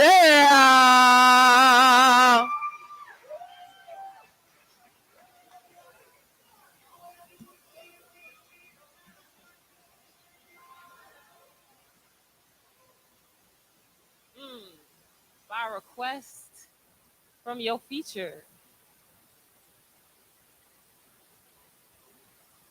Birds flying high, you know how I feel. Sun in the sky, you know how I feel. Breeze drifting by, you know how I feel. It's a new dawn, it's a new day, it's a new life for me. And I'm feeling good. Grandma say, there's a certain type of power that comes with only your joy, so you better joy, babe. Joy like you supposed to. Spread those wings and let that melody on your heart finally free. Sing. Off key. Let the summer breeze caress your every limb and move. Let your hips sway side to side like there is not a single man lurking in the shadows to steal what's in between them. Joy. Like you finally got a chance to dance with your father. So every tear you ever cried for every time he walked out the door is drowned in the soulful song of Luther Vandross on the radio. Joy. Like the scars have finally healed. So you can show your inner thighs to the man or the woman that you love without shame, without being afraid that they will walk away or like you did. And they chose to stay anyway. Traced each scar with their fingertips. Kissed each line like memorizing a map straight to their hearts, to their homes. Love like you supposed to. Like your mind has finally learned a new language. Stop translating sorrow into suicide, but instead into survive and to live life like you supposed to. Like this is all there is and all there will ever be. Girl, you deserve that kind of happy. One that makes your photos jealous because they too will be reminded that they are not enough to capture, to contain, or your glory or your joy without an apology in your body. To every bone break, to your heartbeat beatbox, a tune your children's children can find the rhythm to. Joy, like you still just a little girl in these Brooklyn streets, double dutching your way into a trophy, like you just crossed a nigga up in Dean Street Park, so you just got a nickname, and that mean you won't get picked last no more. Do you remember that kind of happy smile because you want to, and not because a man told you you look better that way, or because it's the only thing standing between life and death? When he cat calls out to you, laugh from the depths of your womb, let them butterflies flutter and rumble, black gold rumble, like you finally got a chance to dance with your father. Joy, because it's here, that new dawn, that new day, the one you prayed for, dance for. Girl, you deserve it. You deserve that kind of happy. So joy, like you supposed to.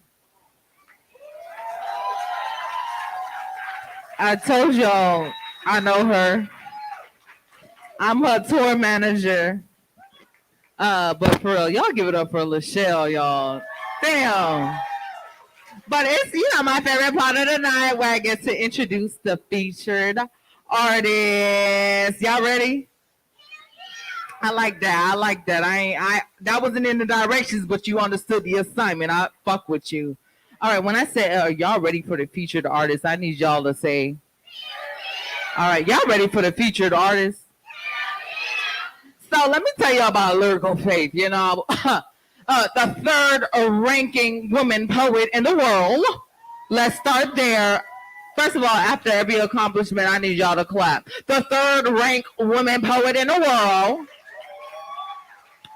Lachelle from Brooklyn. She's from the Bronx, though. The Bronx.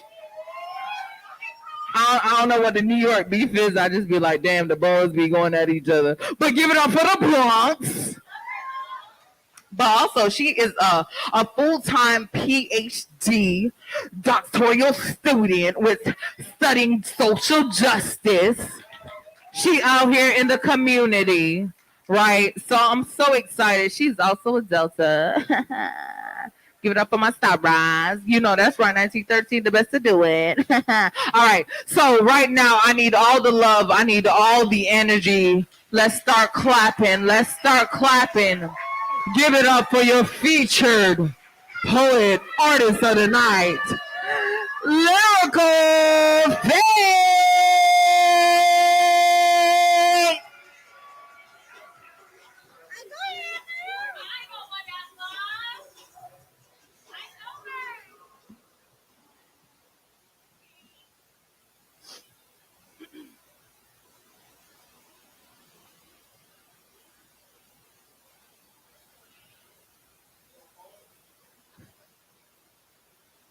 Warner Brothers produced The Joker, and it becomes the first R-rated film of all time to gross over $1 billion in revenue. Transformers was set in Detroit. Red Dragon was filmed in Baltimore. The Silence of the Lambs was in Memphis, Tennessee, and Frankenstein came alive in New Orleans, near the same field as 12 Years a Slave. These places all happen to be the most populous Black cities in America.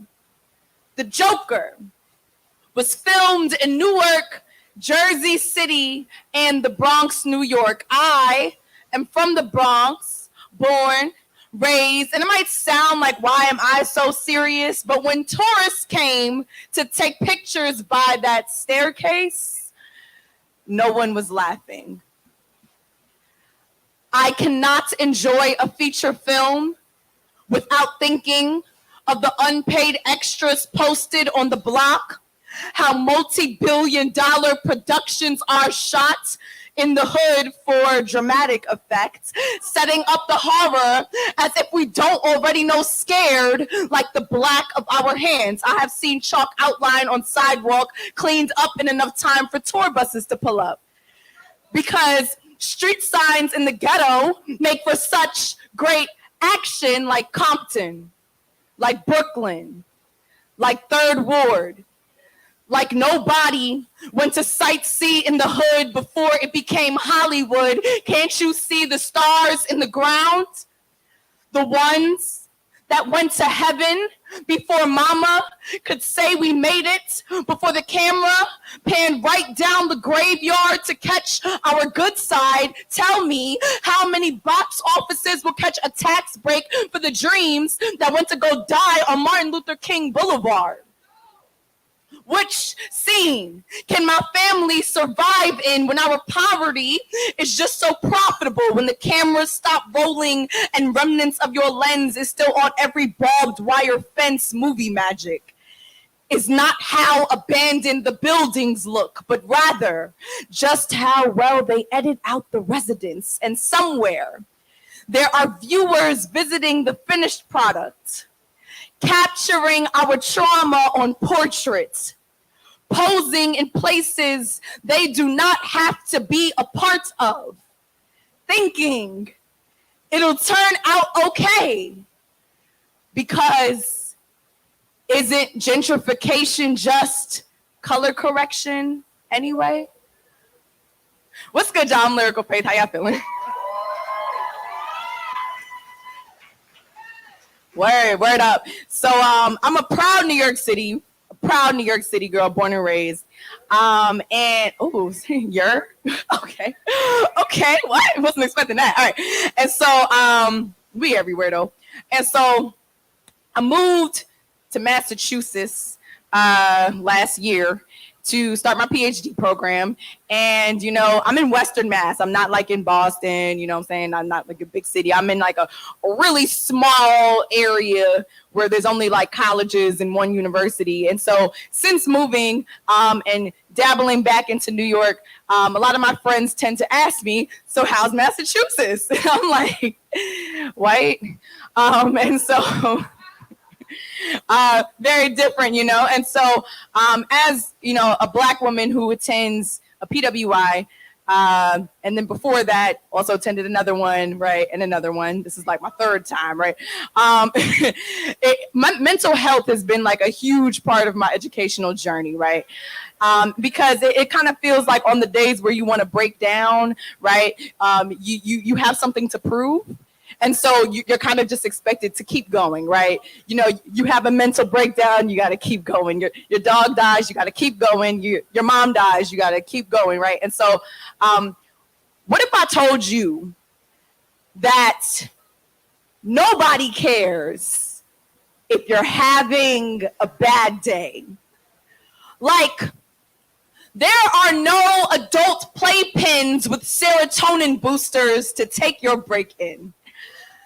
No off button to press when you are at your desk getting hit with assignments and begin spiraling. Your boss is not doing mental health check-ins when you clock in. The reality is depression be the leading cause of disability worldwide. It seeps through minds like wet bodies lost at sea on days where high-functioning anxiety makes coming up for air look easy. And here you'll find me getting washed up on the tide, getting drifted by after the show, making flood of my schedule with nothing to pour into. High-functioning anxiety is looking like you have a floaty in the big pool while everyone swims by, not realizing you are about to drown. Where I'm from, the city that never sleeps. We're bred to be indoctrinated on rushing for everything, to be reminded that excuses are tools for the incompetent. Nobody cares. Work harder. Keep going. Rest when you are done and not when your body is a rusty car engine about to break down. So from young, I never knew how to have my hands in something without acting like my limbs weren't being chopped off to get there. I am 20-something years old and still have not mastered the art of saying no. And you would think with all of the help that exists, there would be a simple cure for this. But after 3 different therapists, 2 panic attacks, and a deep end of losses, there is no psychiatrist willing to diagnose me without chalking it up to my schedule, just being busy. And trust me, I've tried so many times. On the last encounter, I was categorized as having minor adjustment disorder with no meds or paperwork to prove it. So now I'm just a walking, talking misdiagnosis who doesn't understand why my hardest weeks feel like the grains of sand seeping down through a broken hourglass whenever I look at the time, or while keeping my head above water on most days feel like every molecule of air in my lungs will suffocate. I am still learning how to ask for help, how to take my time, how to breathe, how to love myself while splashing to stay alive. And if anybody at all cares to ask, I will still struggle to convince myself that bad days are birthed out of buoyancy. And just maybe I am too. Yeah, this is where I interrupt some shit, right? Because, you know, she working hard up there. It's hot as fuck, too. And she give me all this hot shit along with it. So I'm you know, I ain't trying to make it religious or anything, but I'm going to pass the bucket. I'm going to pass the offering plate. Okay. But I'm gonna do the first, you know, it came out my titties. Y'all ain't even applause it coming out my titties. Right, so I'm gonna donate, right? So if you don't support the scene, there'll be no scene to support, right? And so my dog traveled all the way from the Bronx, New York. That's how y'all say it, New York. No? Okay, shit, I'm trying. I'm from South Florida. I don't know shit about shit. But she came from the Bronx, right? And so we got to support the poet, right? So I'm going to pass this offering plate. And if you're like, Sharika, I don't have no cash on me, guess what? We got, baby, digital right here. Right here. Right. Okay, we got Vanna White, Vanna Black right here, Marsha Spoken, the Vanna Spoken So if please support the poet, I'm a plaster the often plate around for our beautiful feature. Please make sure if you're like, oh Shrika, I ain't got that much to donate today. If you're like, baby, all I got is credit, she takes drinks too, because the bar takes drinks. Hello. So I'm gonna pass it around. You know, give it up for your featured artist one more time. Thank you. What? But wait. I lied. You got things for sale? I do. So the things that I have for sale are my poetry merchandise brand. It's called Faith in Poetry. So I have a few T-shirts. Honestly, and I hate to say this, but they are the only T-shirts that I was able to stuff onto my carry-on bag.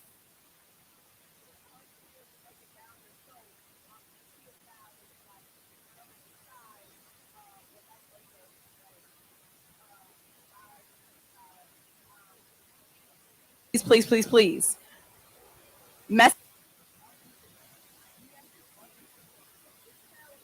That you want this style and this size, and if you want to prepay today, you can totally do that, and I will take off the shipping fee for y'all, and I will go back to New York and ship them to you myself. So please, just let me know. But yeah, my Instagram is at Lyrical Faith Poetry if you want to DM me. But the shirts are over there. Those are all the shirts that I have on me. So let me know if you want to buy them. They are only $25.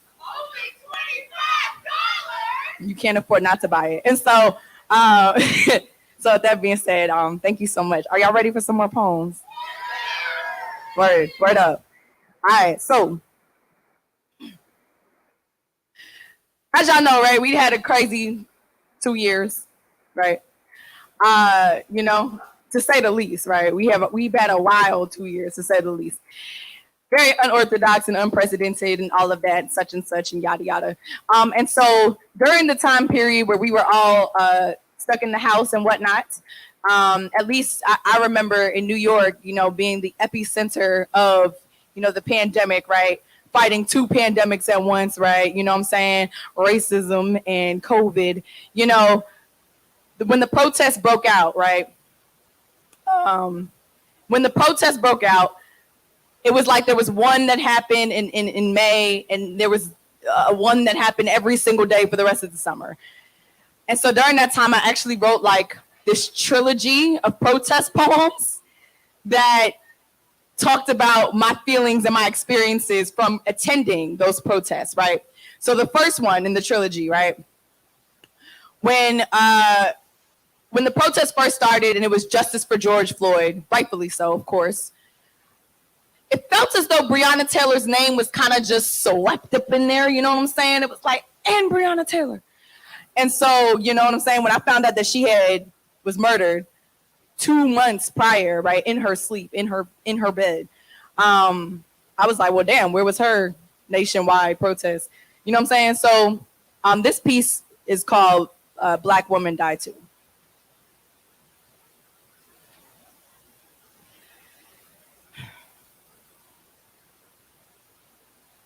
Breonna Taylor, Jasmine Barnes, Sandra Bland. I say their names and they get forced to the back of the hashtag, placed at the end of the caption, Black woman died too, but their hearse is only visible when trailing the bodies of Black men. And while you roll your eyes and suck your teeth because this is such an unpopular topic, that's because this is such an unpopular topic. Do you know what it means for a Black woman to die at the hands of police once every month and no one to acknowledge the only thing magic about us is the fact that we keep disappearing? When I've spent countless conversations with men who will quote by any means necessary, explaining to them what Malcolm X meant by the most disrespected person in America is the black woman for the same reasons they cannot recall the last rally they showed up to for them.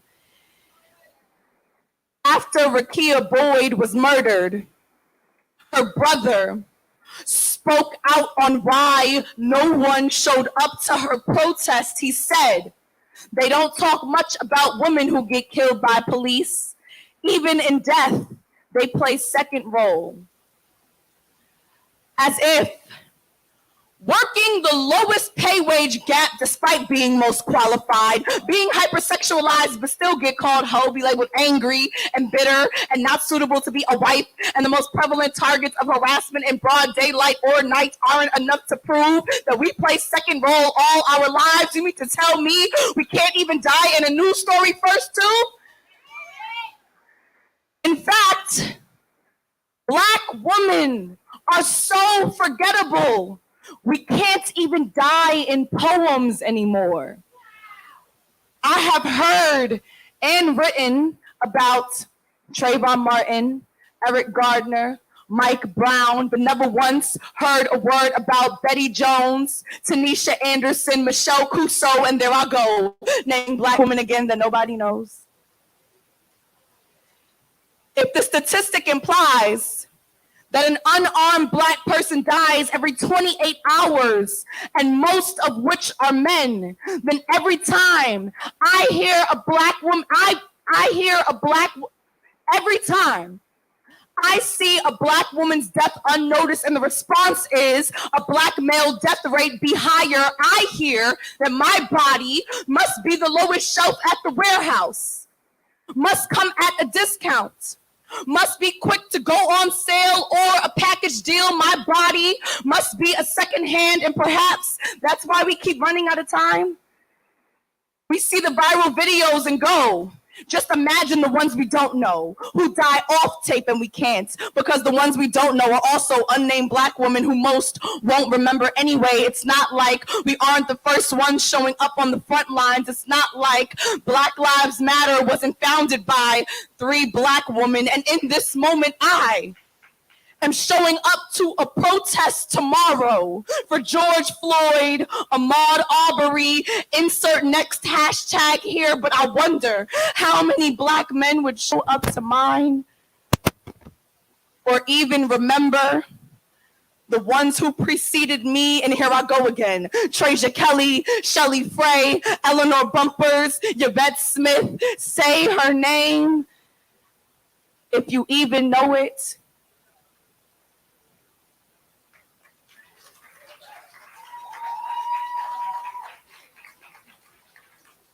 And so, how y'all feeling? Y'all still with me? All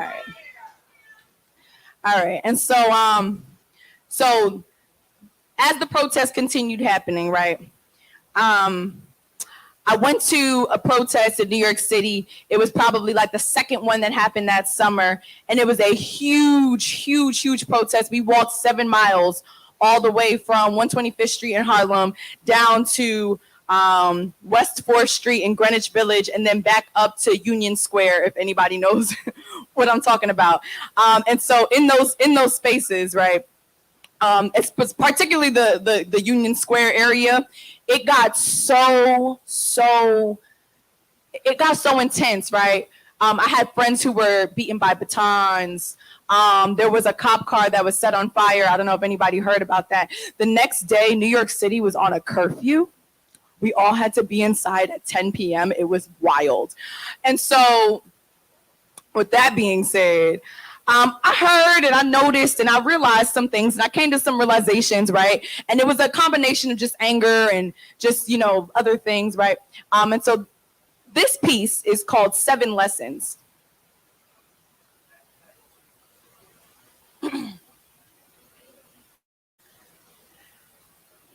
7 lessons learned at the protest. 1, let the white people get in front. Nah, dead ass. We know y'all wanted to be invited to the cookout, and praise God. This is the cookout. Can't you see the fire ablaze in the distance? Don't you smell the brown meat grilling? Hot, angry from years of being burned in the freezer, hungry from how long we've been left to rot.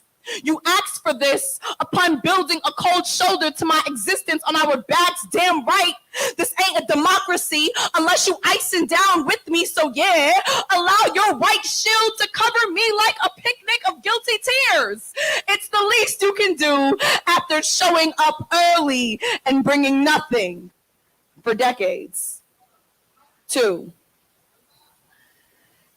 if a Black woman dies and there is no camera around to record, does it even make a tragedy? It's been over 24 months and still no justice for the murder of Breonna Taylor, the murder of Rakia Boyd, the murder of Sandra Bland.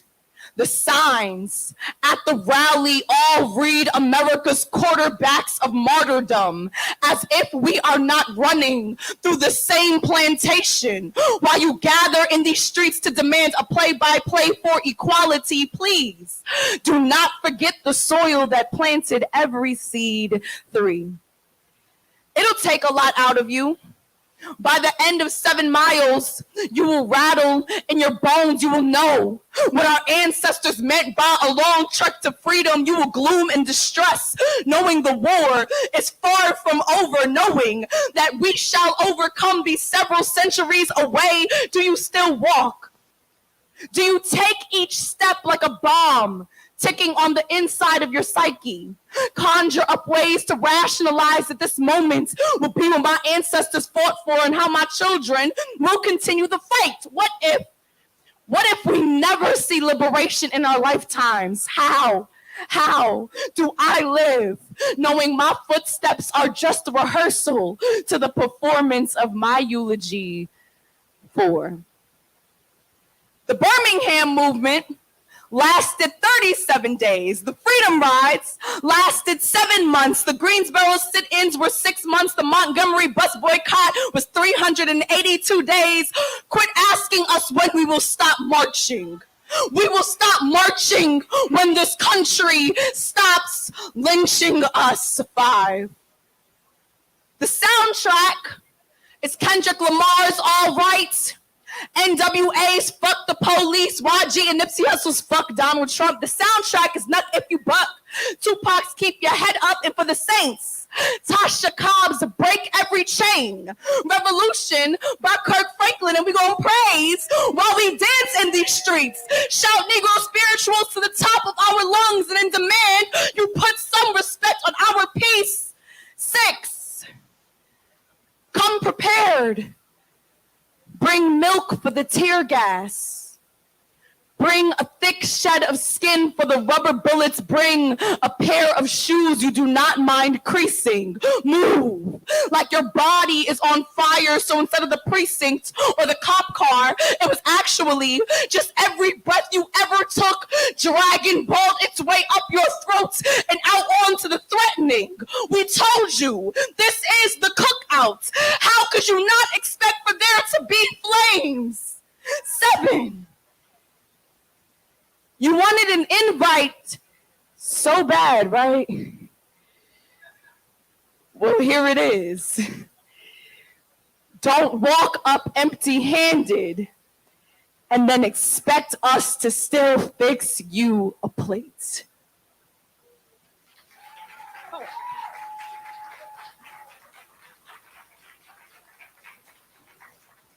Y'all still with me? Y'all still with me? All right, I got 2 more for y'all. 2 more. So I mentioned it was a trilogy of poems, right? So, like I said, longest summer of, I think, most of our lives, right? And so another thing that happened that summer was it was like the 63rd anniversary of the March on Washington. And so there was like a huge protest that happened in Washington, D.C. And I went out there and I was a part of that. And it was so empowering, so monumental, you know what I'm saying? So transformative, right? You know, so inspiring, right? And when I was there, a really icky interaction happened with somebody. And I was just, I had to write about it. It was just, it bothered me to the depths of my soul. So at the march, a black man asked for my t-shirt size, says, I've got something for you. I say, no thanks, I don't have enough to pay. He comes closer and goes, how about you tell me what you can do for me? Maybe we can work it out. And there is a knot in my throat, a stampede in my chest, a rage in my soul. I want to ball my fists so hard, my nails dig into my flesh, my veins surface like the color of a morning sky. My knuckles wail for oxygen. I want to grab the air in front of me, swing it full force like a wrecking ball aimed at his bones, but instead, I walk away and keep walking faster. I am fully clothed, but whenever this happens, I feel like an invitation to my body is written across the chills on my breath. I scorn the men who make mockery out of undressing me with their eyes, who peel off a layer of my skin without so much as a shift of their greasy hands. I make Morse code out of the men who try to translate me, but instead get read for filth. I fill up my heart like tear gas, shake it with the rumbling steps I take each day as a black woman who feels she is ready to explode. Why it always has to be a black man who throws the can into my body. I do not know why it is the black men we think of protecting the most who agitate our peace. Friends, classmates, poets, my brothers, my father, the men at the protest, and you wonder why we scream to the top of our lungs, protect black women. Why, when you wear the t-shirt that bear it across your chest, you think it a fashion craze instead of a statement. When we say protect black women, we mean not only the ones you are fucking, not only the ones you want to fuck, we mean, believe us, when it was your homie, your favorite R&B artist, your childhood role model, your fraternity brother. Believing black woman means instilling the faith of a million footsteps down the bravery of our spine so we can carry the children who will make up a society we are not scared of. To walk home at night, to walk down the block, to walk in the protest, it means to undo a lifetime of batons smacking our skin while we are already on the ground, bloody but unbowed, fighting for this country to see us as a priceless uprising instead of down to fuck, instead of just a good time, instead of just a riot.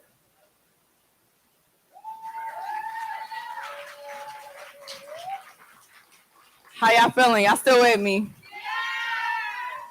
I appreciate y'all so much. I do. I really do. Thank you. But I want to let y'all know, be still with her and this digital payment up here. If y'all need me to pass around the bucket again, because baby, overtime. Okay, this is what I'm saying. This is, and she still look good doing it. Okay, y'all give it up for your featured artist tonight. My handwriting ain't the best. If you can't read the digital payment statuses, she would be right there with her merch waiting on you. Okay, I just want to let y'all know that. Thank you so much. And so, with that being said, I got one more for y'all. Is that y'all ready for one last piece? Say, oh yeah. All right. Yo, who heard that Jasmine Sullivan album, Hotels?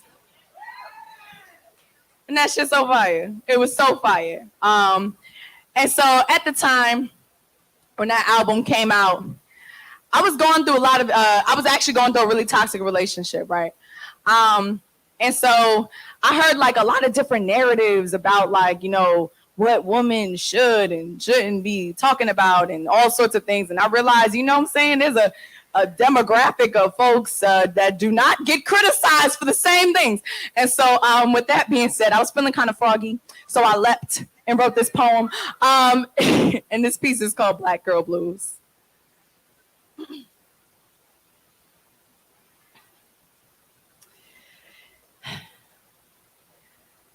So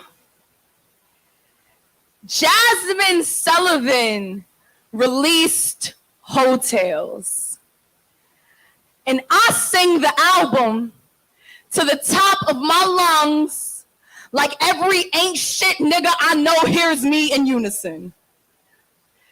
Can't help but to connect my love for erotic music to the way Black women have produced some of the best melodic truths despite misogyny blasting louder than them.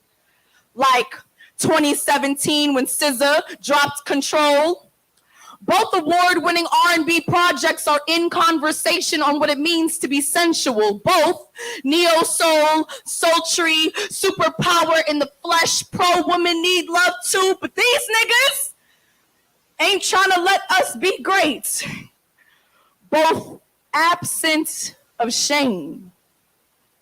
When the album drops, men I know go, so which one was better?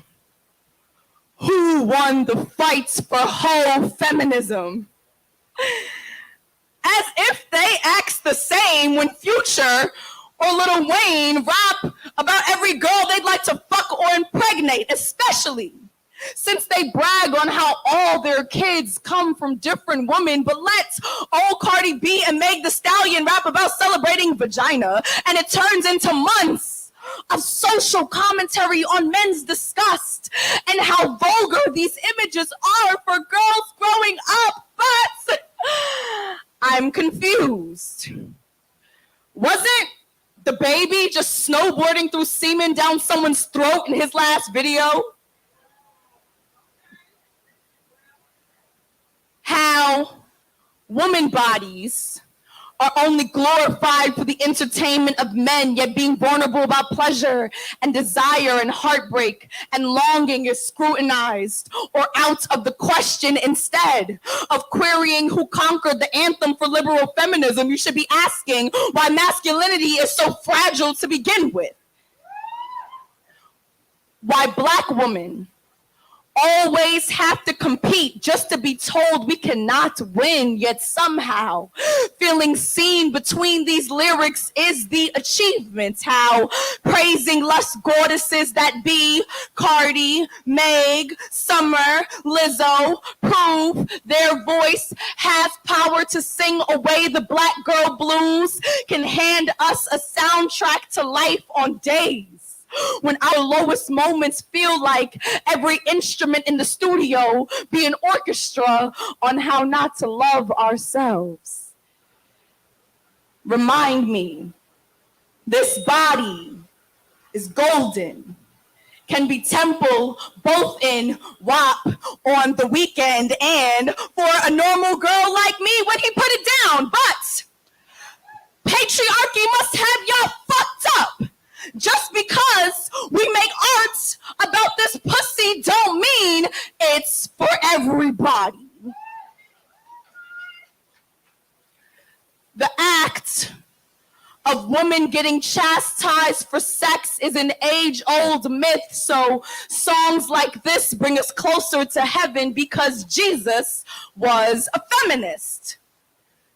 The Gospel of John, chapter 8 states, Pharisees brought him a woman accused of adultery to express, law commands she must be stoned to death. And Jesus said, I bet.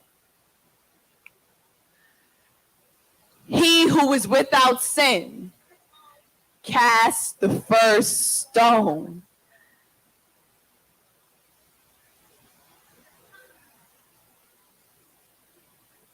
And would you look at that? Silence. Oh.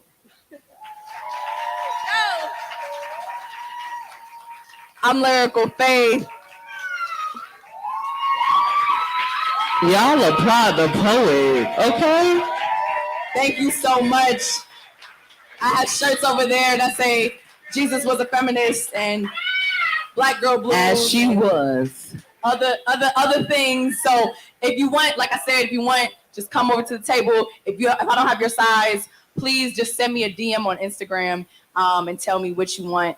And also, if you would like to prepay today, you can totally do that. Just put your name and put prepaid next to it. And I'll make sure as soon as I get back to New York, I will ship that to you. Just DM me your address. Thank you all so much, everybody. I love y'all. Thank you right about now. Thank you. Y'all give it up for the featured artist tonight. Okay. Shit.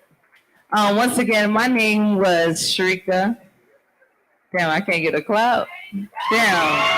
I was like, fuck me too. Goddamn, my ankles lotion. Damn. Marsha spoke about that earlier. But first of all, a round of applause for Christina holding it down at the door. Let's get a round of applause for Zach making y'all look good on this mic, because I know I look ugly by now, but that's fine. But you know who got my back? Lalo in the back. Your bartender all night. Give it up for DJ Forte Cloud. I know Amir is probably watching digitally. Give it up for Amir. He was watching in. It's his first time away from home. He's like, oh my gosh, right about now, I'm not here with y'all. But you know what? Who I want to give a shout out to? Y'all not gonna guess who? I want to give it up for y'all. Y'all fine as fuck, and y'all came down. Y'all hung out. Y'all kept the same energy from start to finish. Give it up for yourselves. If you want to find more in me and my legs, my Instagram name is Legs Almighty, LEJ. You see me? LEGS_Almighty. We are here each and every Wednesday at the beautiful Avant Garden. If you're like, shoot, I'm not trying to go home. I'm trying to hang out. I'm trying to drink. The bar is still open. The DJ is here. There's a DJ on the inside, the first floor, and there's a DJ on the third floor. But if you like, oh shit, it's the third. Yep, it's the third floor. That bitch may feel like 4.5, but it's 3. It's 3, baby. It's 3. But there's also a DJ up there. There's a bar up there. There's a bar on every level. You got the vibes, and you are the vibe. So just don't make a bar on every level if you got the vibes. So this is the bar. It's not. Please follow the bartender. But I appreciate y'all. I love y'all. Thank y'all for y'all Wednesday. Thank y'all for your energy. Hey, if you're like, shoot, I want to know who you are, come holler at me. I'll be here. I drink and talk. If I'm talking too much, let's just shut the fuck up. Like now, you be like, shut the fuck up. Okay. Okay, love y'all. Good night. Hey, DJ Forte, take us out.